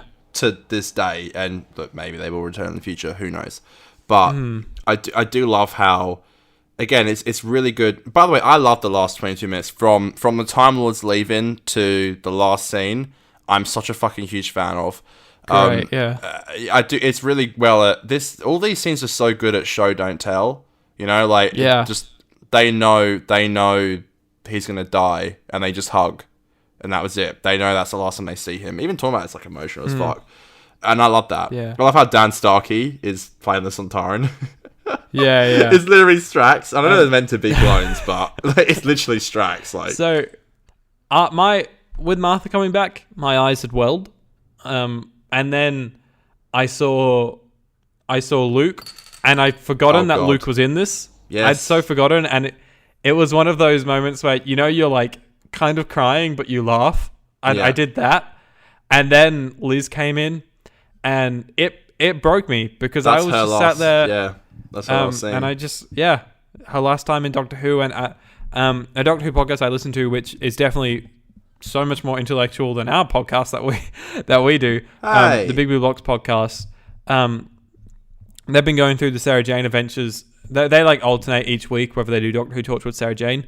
And they're onto the last season of Sarah Jane, so they've been getting like a little emotional whilst they talk about it. They're big like classic Who fans, so so like I guess feel it a little more maybe. But yeah, and so they've been talking about like her death and stuff a little bit on it. And so just with all that in mind, just watching this episode, it's just really... Yeah, it really did hit home. It got to and me. I did notice as well, the Doctor, it's like, I do get the companions, like, it's with people like Jack, he doesn't allude that he's dying, and even with people like Mickey and Martha, kind of just they kind of get the idea that that's probably what he's going for. With Sarah Jane, I noticed he does a final wave, and I think that's how she knows he's dying, and that's it. And I do love how he only gives an indication that he's dying to to Sarah Jane. Like, he doesn't go out of his way for anyone else to be like, this is it. They can make their own mind up pretty much. But with Sarah Jane, he does a wave, which is beautiful. I think so. After that, it's the book signing scene, which this is the scene that I think is so. I fucking love how they did this. They must have known how much people loved just the family of blood, human nature. Like, it was so unexpected, but in a great way. Like, it's like, you know what shit. sucks? As a kid watching this, I just remember being like, "Who the fuck's this chick?" Aidan. I didn't catch it, but now it's awesome. Yeah, it really is. It's the dialogue. Was she happy in the end? Like, that's just, and then it's like, were you? And Tennant's bottom lip trim, like tiny little like tremble.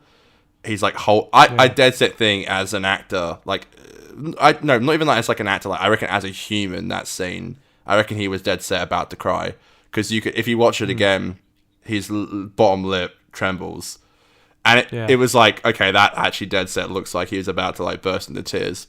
I love that. And then it's Jack in the bar.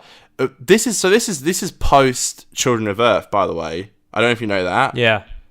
So I probably shouldn't say why he's there, because I don't know if people. I always highly encourage people to watch Torchwood. So if you haven't watched it yet, it makes more sense why he is there. But we also have The Angel Took the Devil with Me. I love that.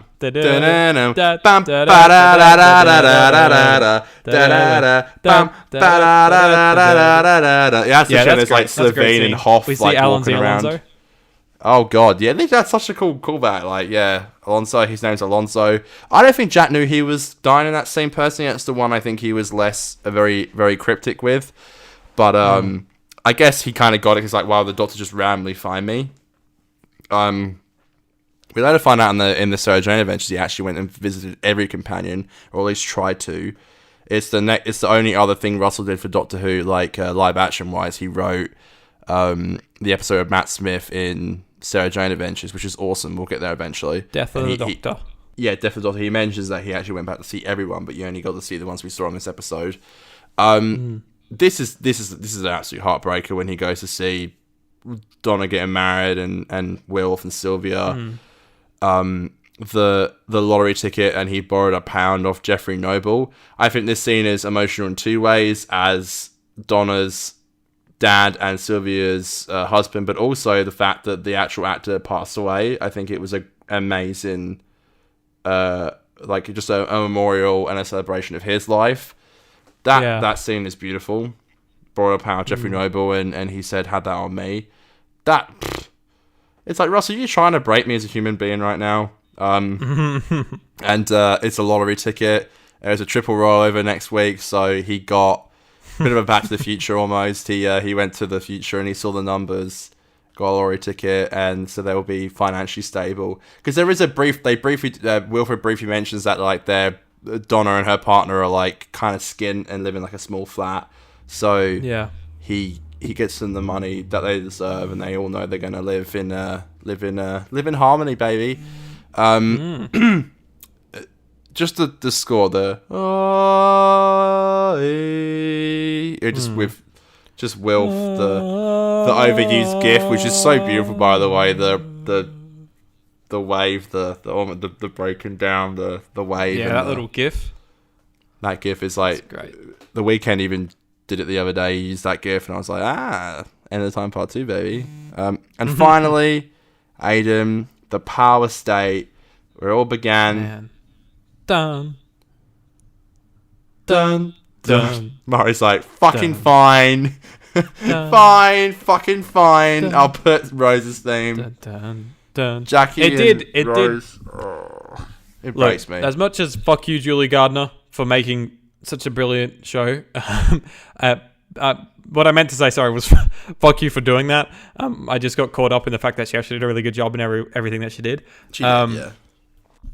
But this does work really well here. And as much as I'd love to see what Murray would have done with Song for 10 here, this works beautifully. And it did make me feel nostalgic.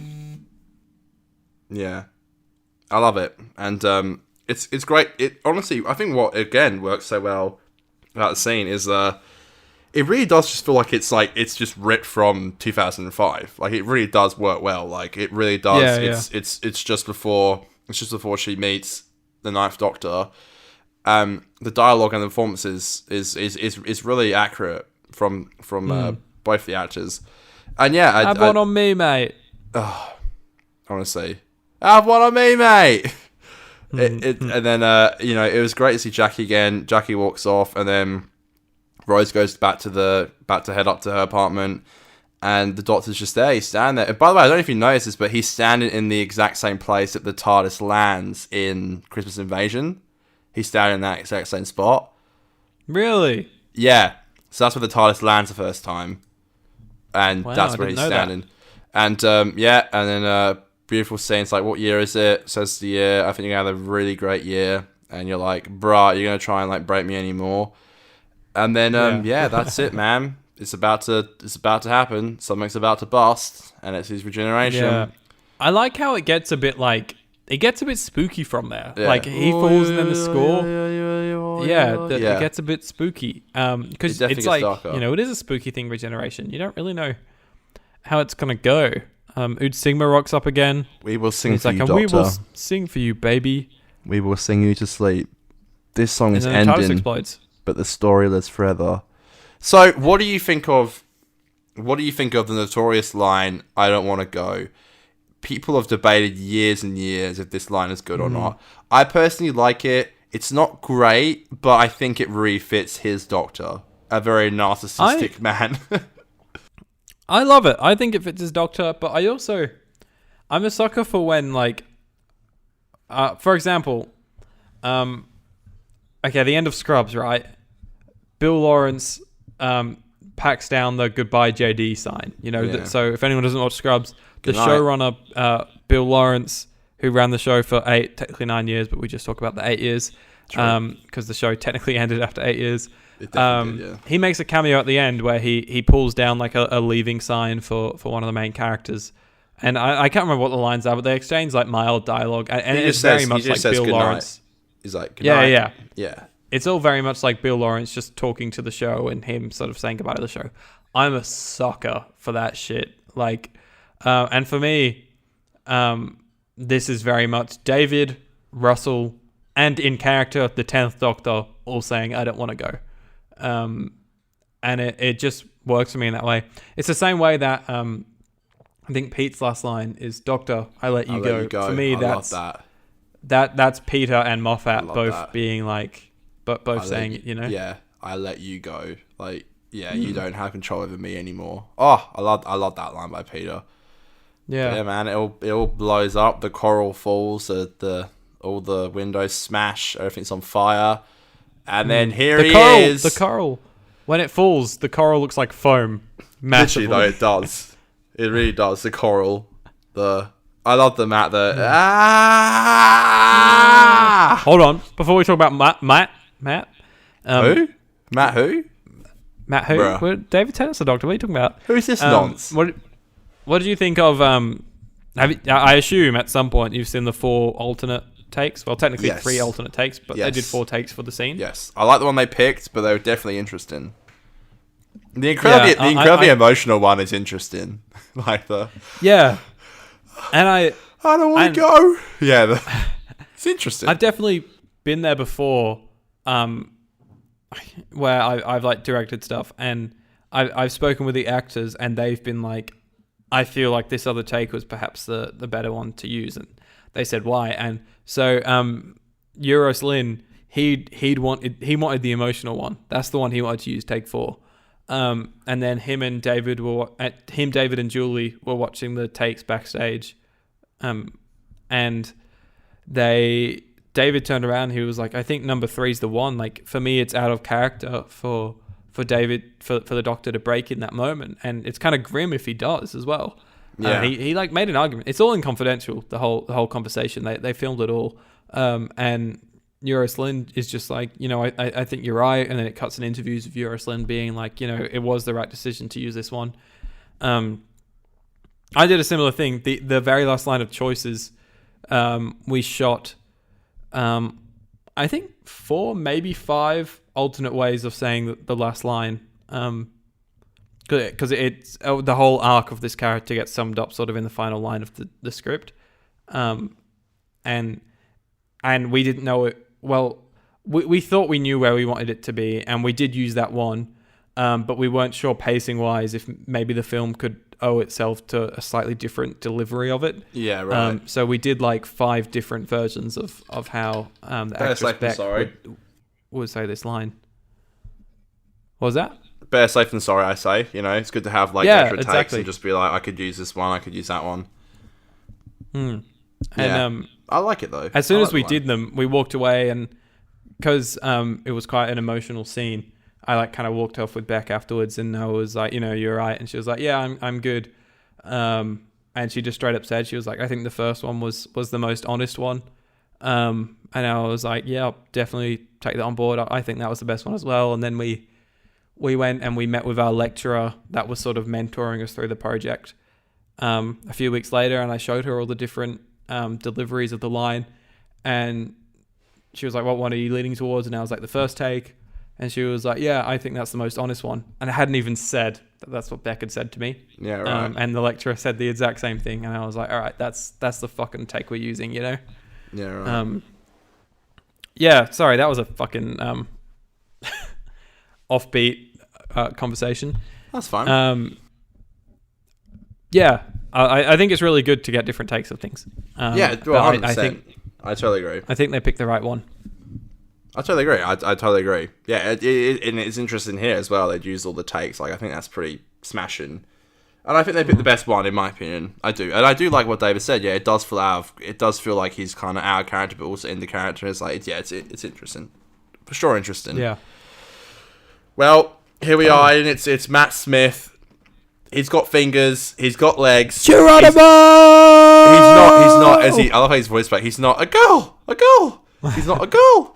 He's not ginger. And it's smashing. Dun dun dun dun dun dun dun. Geronimo! Dun dun dun dun dun dun. Crazy, and I hated it at the time, and I remember saying to my mum, like, I was like, it's just funny because like he's a thin guy, but because David was so thin, the suit looks so tight on him. Yeah. It's weird seeing him in the suit. But as a kid, I was like, he's no David. Like when David rocked up at the end of yes, of course, Parting of the Ways. Of course. I just remember being like, he's no Chris. But they always look so different in their regeneration scenes. I don't know what it is. Like they always just look so different. And honestly, like rewatching the regeneration scene with him, I'm like, I can see why I was kind of really nervous about him being the Doctor. But then season 5 just completely, as we'll get into, completely proves us all wrong. But it's a cool. I even noticed in the credits it said introducing Matt Smith as the Doctor, which was nice. Well, that's what they do. That's what they always do. That's why it. It's done. That's why they did the on-screen one for John Hurt when he turns around, which is cool. That's true. Yeah, and that's it. That's banging. That's the David Tennant. That's the Romeo Russell T Davis era of Doc. Round of applause for Russell and David. Yeah, that's come on. What an era. And Julie and everyone. What a fucking era and a time of who. That is my childhood is dead now. So thank you, Aidan. Incredible. Thank you. My childhood's dead. My teenage years are beginning. It's the dark times, baby. The emo times. The times where Aidan said Walking Dead and Arrow is better than Doctor Who. Oh, yeah. That's season 7. Don't worry. We've got a couple more. We started to get interested in women. We started to get interested in drinking. We started to get interested into things you don't want to know about.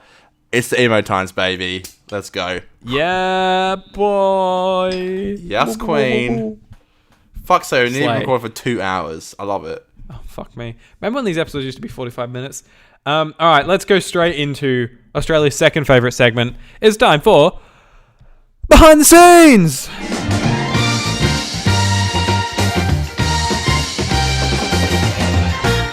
Oh, yeah! Yeah, baby. Okay, so the original title of part 1 was The Final Days of Planet Earth. Sorry, I just thought of something. During the specials, during 2009, there was a 10-part book series released. I can't remember what it's called. I think it's called like The Dark Times or something. I don't remember. And the last book was called The End of Time, and I don't think they knew at the time that David's last episode was going to be called The End of Time. I just thought that was funny. It's a cool name. This is Russell T Davies' 10th straight writing credit. Oh, of course. Yeah. True. Midnight, Turn Left, Stolen Earth. Wow, yeah. Journey's End, Doctor. The Next Doctor, yeah. Planet of the Dead, The Waters of Mars, End of Time 1, 2. What am I missing then? That's 9. You missed Turn Left. I swear I said Turn Left. Midnight, Turn Left, Stolen Earth, Journey's End, Next Doctor, Planet of the Dead, Wars of Mars, End of Time Part 1, End of Time Part 2. That's 9. Where's the 10th one? Don't tell me Wikipedia is lying to me. Attack of the Grask. Dreamland. These are all different writers. That was Phil Ford, yeah. Yeah, I know. And that was Gareth Roberts. Christ. We don't mention him. I actually don't know. I've been lied to. Anyways, Oh, didn't he write... No. Don't worry. No. Bruh. Okay. So originally, apparently the Master was to leave an M at all the murder scenes. How dumb and silly is that? That's fucking stupid. I couldn't believe this episode was going to be even stupider than it was. Apparently 10's death had been planned since David was signed on. Crazy. Like, the way they were going to do it. That's crazy. Originally, instead of Rassilon returning, it was going to be Omega. Which I'm glad it was Rassilon. I think it was right for it to be Rassilon. Yeah, save Omega for the 60th. Oh, sorry. Save it for when. Hashtag Aidan for showrunner, baby. Okay. So dumb. It's so great. So, apparently the Master's redemption. So, when the Master was first introduced in the Jon Pertwee era, for a while he was in like almost every episode of every series. He's like a regular. And then he wasn't for Pertwee's last couple of series. But apparently it was going to be like a thing where in Pertwee's final story, the Master was going to redeem himself in the final story. But obviously Roger Delgado died, when they were filming, so they never got to do the final story with him. So this, I don't know whether it's like a homage to that, or Russell even thought about it, but just food for thought, Classic. So, guess what? What? You know how something. I've written very, very vague notes on what I read, so I'm kind of making shit up as I go a little bit here. So the gate, the big gate, Yep. So that was found. They salvaged that from Torchwood, which found it in a special ship, a Vinvoce ship or something. Yeah. Really?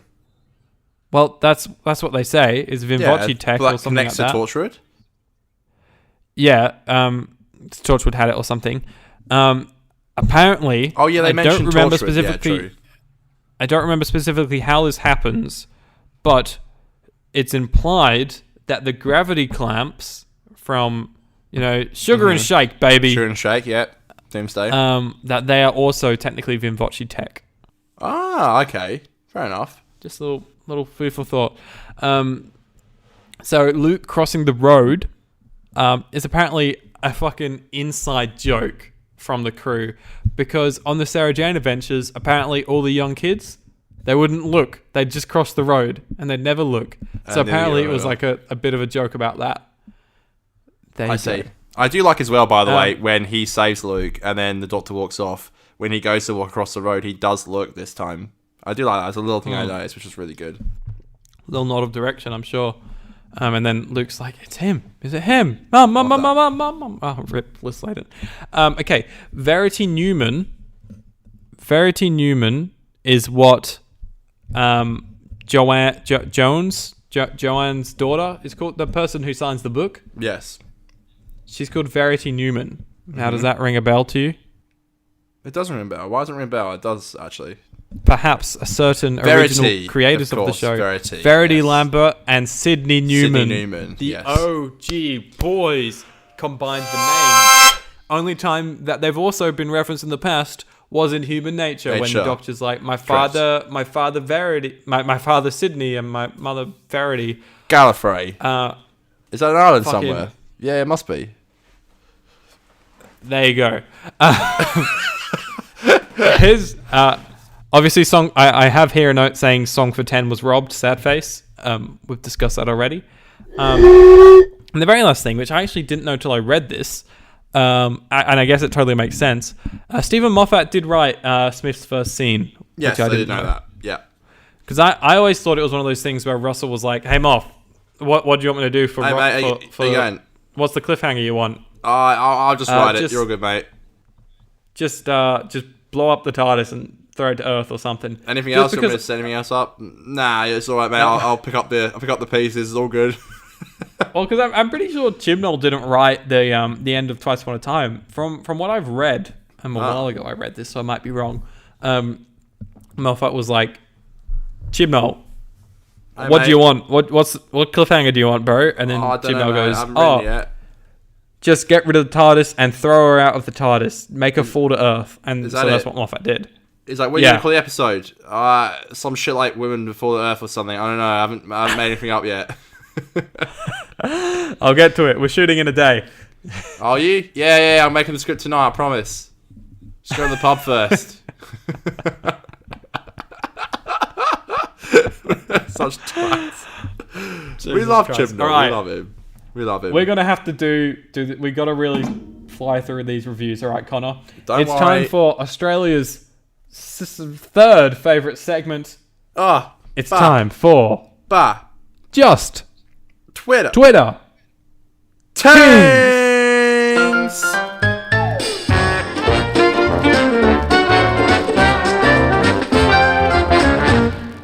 Yeah, baby. Ooh. I wanna know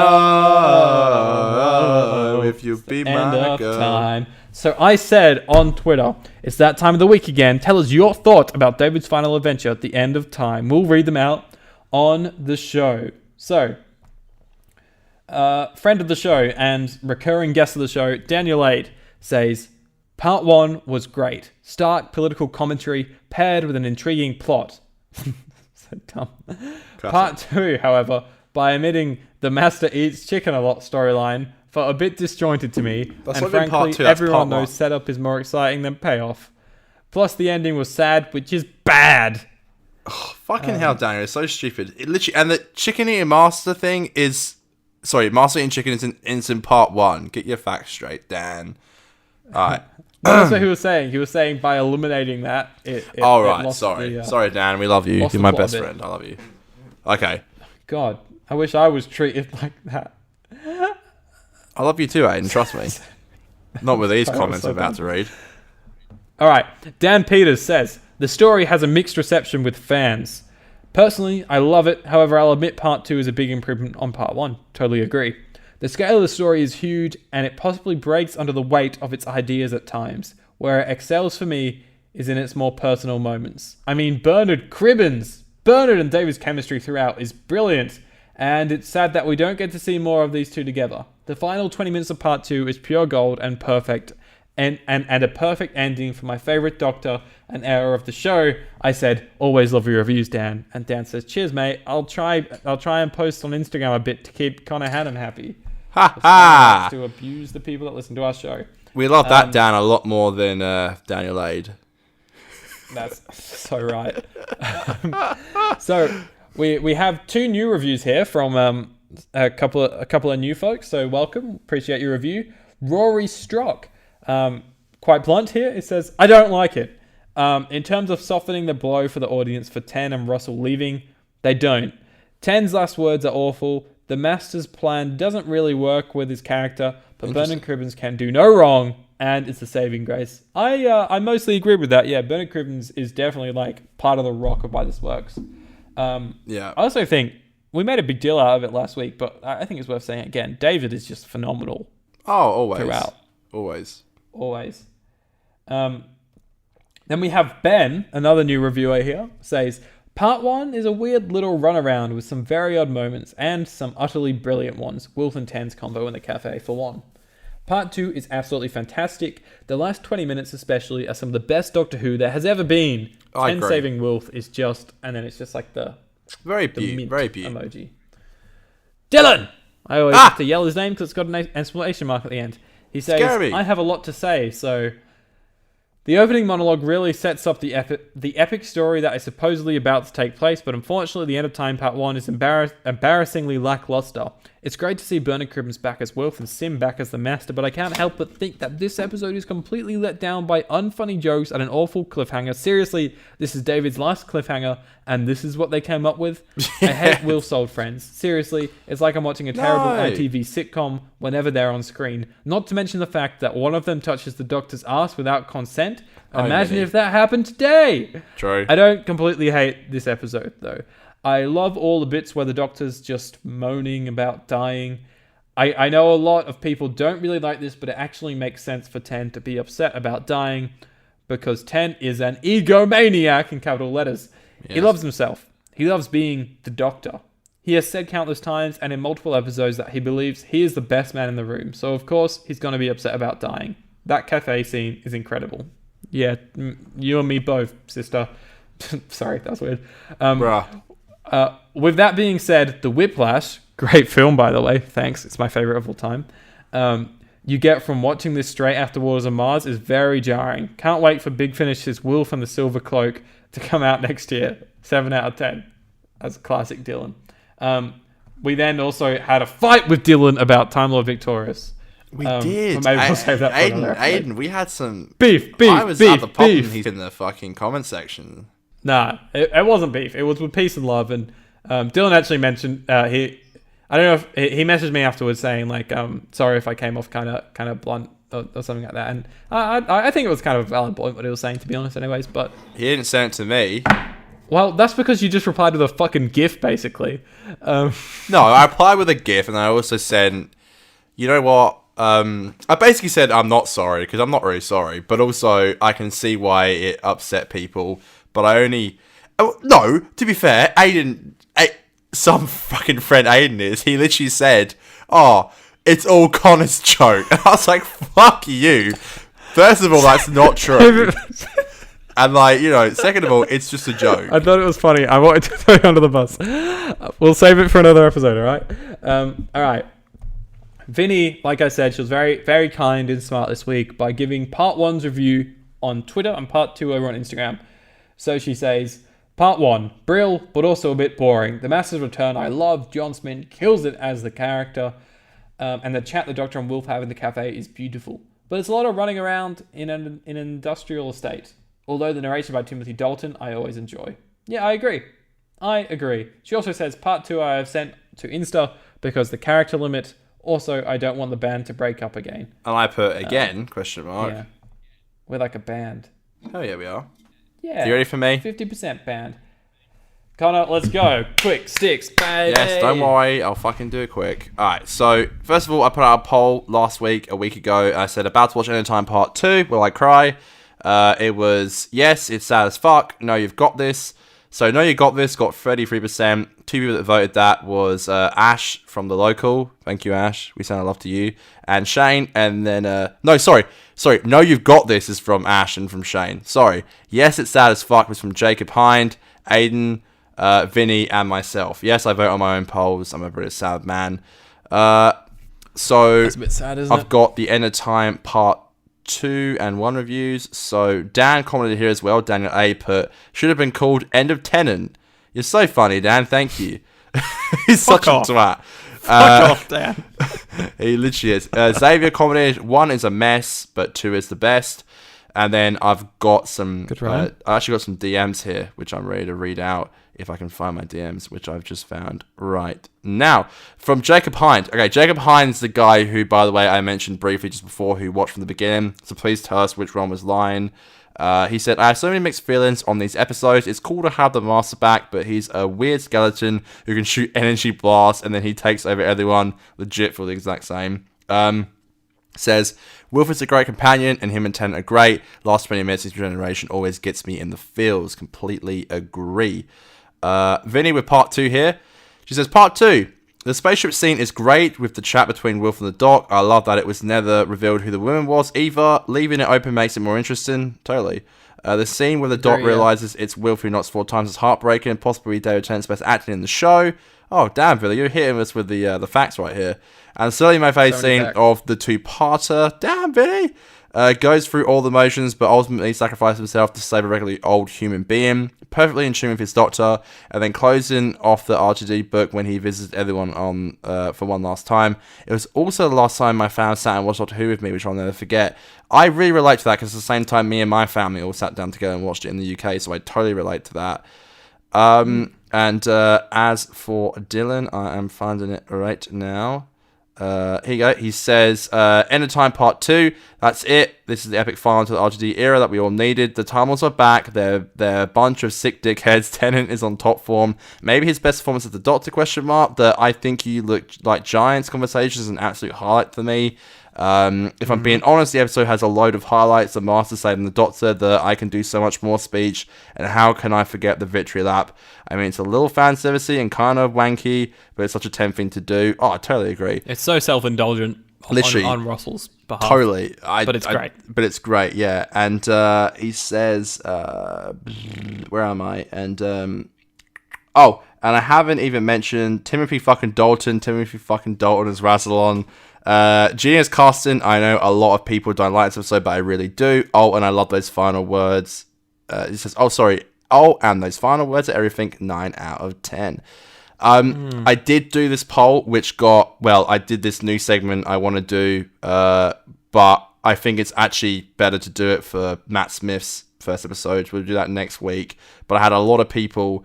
I want to do this kind of like, I don't want to do it every week, but I had this idea we could do kind of like a Dragon's Den pitch where I ask people questions and they send them in, and you and me, Aidan, can be like, I'm in or out for if we would pitch that idea to an actual studio. So I got a lot of replies to that. I'm sorry, I did say that we would reply to those on today's episode, but not only are we stretched for time, but also I think it would actually suit Matt Smith's first episode because it's a whole new era. And my question was, how would you start a whole new era? So we'll get to those next week. I really appreciate everyone who sent them through. Not trying to make it sound like I don't. We'll introduce the brand new segment, Aidan for showrunner. Oh, yeah, of course, yeah. Finally, Aidan for showrunner. We put that up last night, and it's currently on. Yes is for 6 votes. We've got Poppy. Oh, Poppy follows now. Oh yeah, the Poppy. That's Dylan's girl. We've got Xavier who voted yes, Aidan voted yes, Vinny voted yes, Dylan voted yes, and Jacob voted yes. No was Daniel, Dave, and me. So Aidan, you've still got about an hour and a bit, but I reckon you are showrunner. So congratulations, you won. You are now showrunner. Thank you. The new segment starts next week. #Aidan for showrunner. Hell yeah. Woo! And we literally got so many pitches for what you would do for a show with this whole Dragon's Den segment I want to do called Doctor's Den, which I want to bring in maybe every 4 episodes or so as a new segment. And we'll read them next week. I'm so sorry we couldn't get into this week, but this episode's so fucking long. And I'm actually kind of hungry. I haven't eaten today, so... Yeah, the boys. Alright, I'm coming back on the Zoom call. We definitely need to fucking do something about this, the length of these episodes. They're getting so long. I reckon people like them. Maybe? I don't know. 2 hours and 10 minutes, man. I'll make a poll. Yeah, oh, good God. shout. Alright. Let's do it. Let's do the reviews. Oh, fuck. We have to do the final series scores as well. Jesus. Oh, my God. Alright. It doesn't end. What's your review for End of Time Part 1 and 2 combined into one score? For God's sake, with that new segment as well, we're taking fucking ages, so yeah. Alright, so actually want to give me my actual score for this episode, the 2 parts? Yep, the combined score. Alright, I'm quickly going to say, I don't remember ever being the 2 parts as one, but that's okay. Anyway, I still don't remember that. You always have. It's fuck you. I'm going to give it a 7.5. Because I really don't like the first episode, but I think the second one had a lot of highlights, maybe 20 minutes in. The last 22 minutes is really lit. I like Johnson being back. Wilf is great. It's nice to see Silver and Donna. Murray's on point as always. Euros Lim did a good job. Not my favourite work of his, but he did a good job. David's great. The final 20 minutes, again, is just spectacular. And, I like the Ood. Yeah, Yeah. That was a random thing. So yeah, Forgot about 7.5. 7.5. Lovely. I absolutely despise and hate the first part, and I try and wipe it from my memory with only one good scene, in my opinion. But there is a couple of fun bits, but all those fun bits seem to have a bit of a flaw, other than the cafe scene. Part 2, I love a good 90% to 95% of the episode, if not 100%. Like, I do really, really love part 2. Kind of with Dylan. For me, it really saved it, and even the dumb, silly bits I really like. It's just... and I'm glad the master plot, by the way, we forgot to mention this in the review, that the master plot just gets erased by Rassilon just doing the arm thing. Are you okay? Sorry, one of my AirPods died, and I was so scared your voice was going to come out my phone, which means it would fuck up my audio. But it's okay, I still got one AirPod left, so... Lovely. That's all right. That's how long this thing's gone for. I'll put my other AirPod in the case so I can start charging in case this one blows. But we're down to one AirPod. That's never happened before in fucking nearly 50 episodes. This is ridiculous. This is ridiculous. So, what was I saying? Yeah, bloody the whole master plot is barely in part 2, which I love, and I think that was a big saving thing. David's great. Everyone's great in part 2. It's just fucking phenomenal. So I'm going to give it a 7.5. I was going to give it an 8, and then I was like, I just can't, because part 1's so bad. I just cannot give it an 8. Shit. We have given it the same score. Isn't that great? Isn't that lovely? That's great. I love that. We don't ever discuss our scores behind the scenes, by the way, just so you know. Yeah, we always like to keep it a bit of a surprise to each other. Okay, we'll be back shortly. We're going to take a short break. Because I need a piss. Yeah, okay, we're going to take a short break as we calculate the scores, and we'll be back. So, this is the time of the season, at the very end of the season, a bit of a finale thing that we do. Oh, by the way, Christmas theme. We didn't do Christmas theme. It's Christmas special.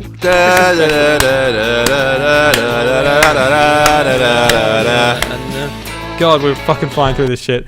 This is the time at the end of the season when we like to we put all the scores together, and instead of giving a score, we put an average of what the scores we've given throughout all the episodes have been. We combine them to give a score out of 10. I do some quick math on my calculator, and I have the scores here, the verdicts of how we think of the season. Connor, what do you think your score is for this season? Oh dear, I'm going to say probably like maybe 70, around the 70s. Well, out of 10, so 7 out of 10. Out of 10? Ooh, maybe 6.5, 7. Yeah. Cool. Well, going into the specials, I really thought mine was going to be low, because I don't really have any fond memories from the specials other than the Waters of Mars. Like, I didn't expect to like really any of them. Yeah. An important thing to count is we both gave really low scores to Dreamland, and Dreamland isn't technically part of the specials, so I haven't put that in this. Yeah, that's true. We decided not to. Connor gave it a 2 and I gave it a 3, so I just thought it's just so unfair for us to include them in this. Yeah. So, Connor, drum roll, please. Your score for the 2009 specials is 7.1. Oh, wow. That's pretty accurate. Yeah, pretty accurate. Mine is so much higher than I thought it would be. Yeah, I kind of can't believe it. Mine is 7.4. Wow, you got more than me. Damn. You liked it more than me. Shit. Yeah, that's crazy. Is that like the highest rated I've done a season? Because that doesn't feel right to me. Oh, the Series 4 ones, we both did 7.4. Series 3, I got 7.2 in the end? That's bullshit. I'm against. I hate the system. Oh, Season 1, I gave 7.65, technically. The specials is an odd one, because it's only 4 episodes, or 4 stories. It's kind of hard for it to compare to a full season. Well, of course. So, of course, it's going to be a little bit of a weird one. Yeah, of course. I'm glad we did it, though. I'm glad we didn't count it as Season 4. Yeah.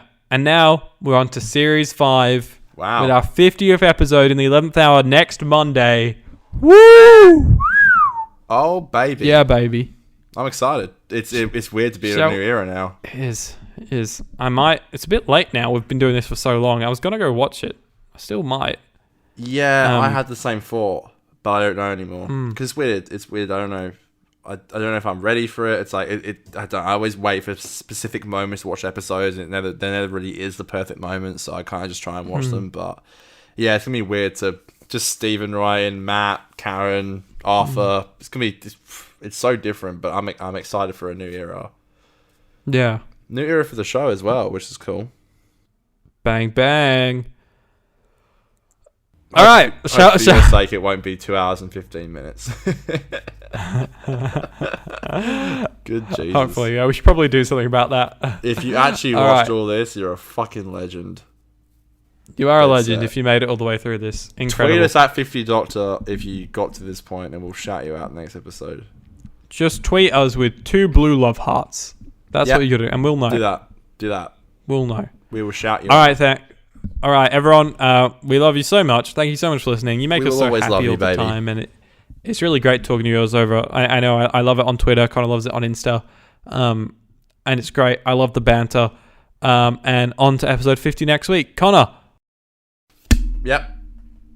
Will you lead us out in song?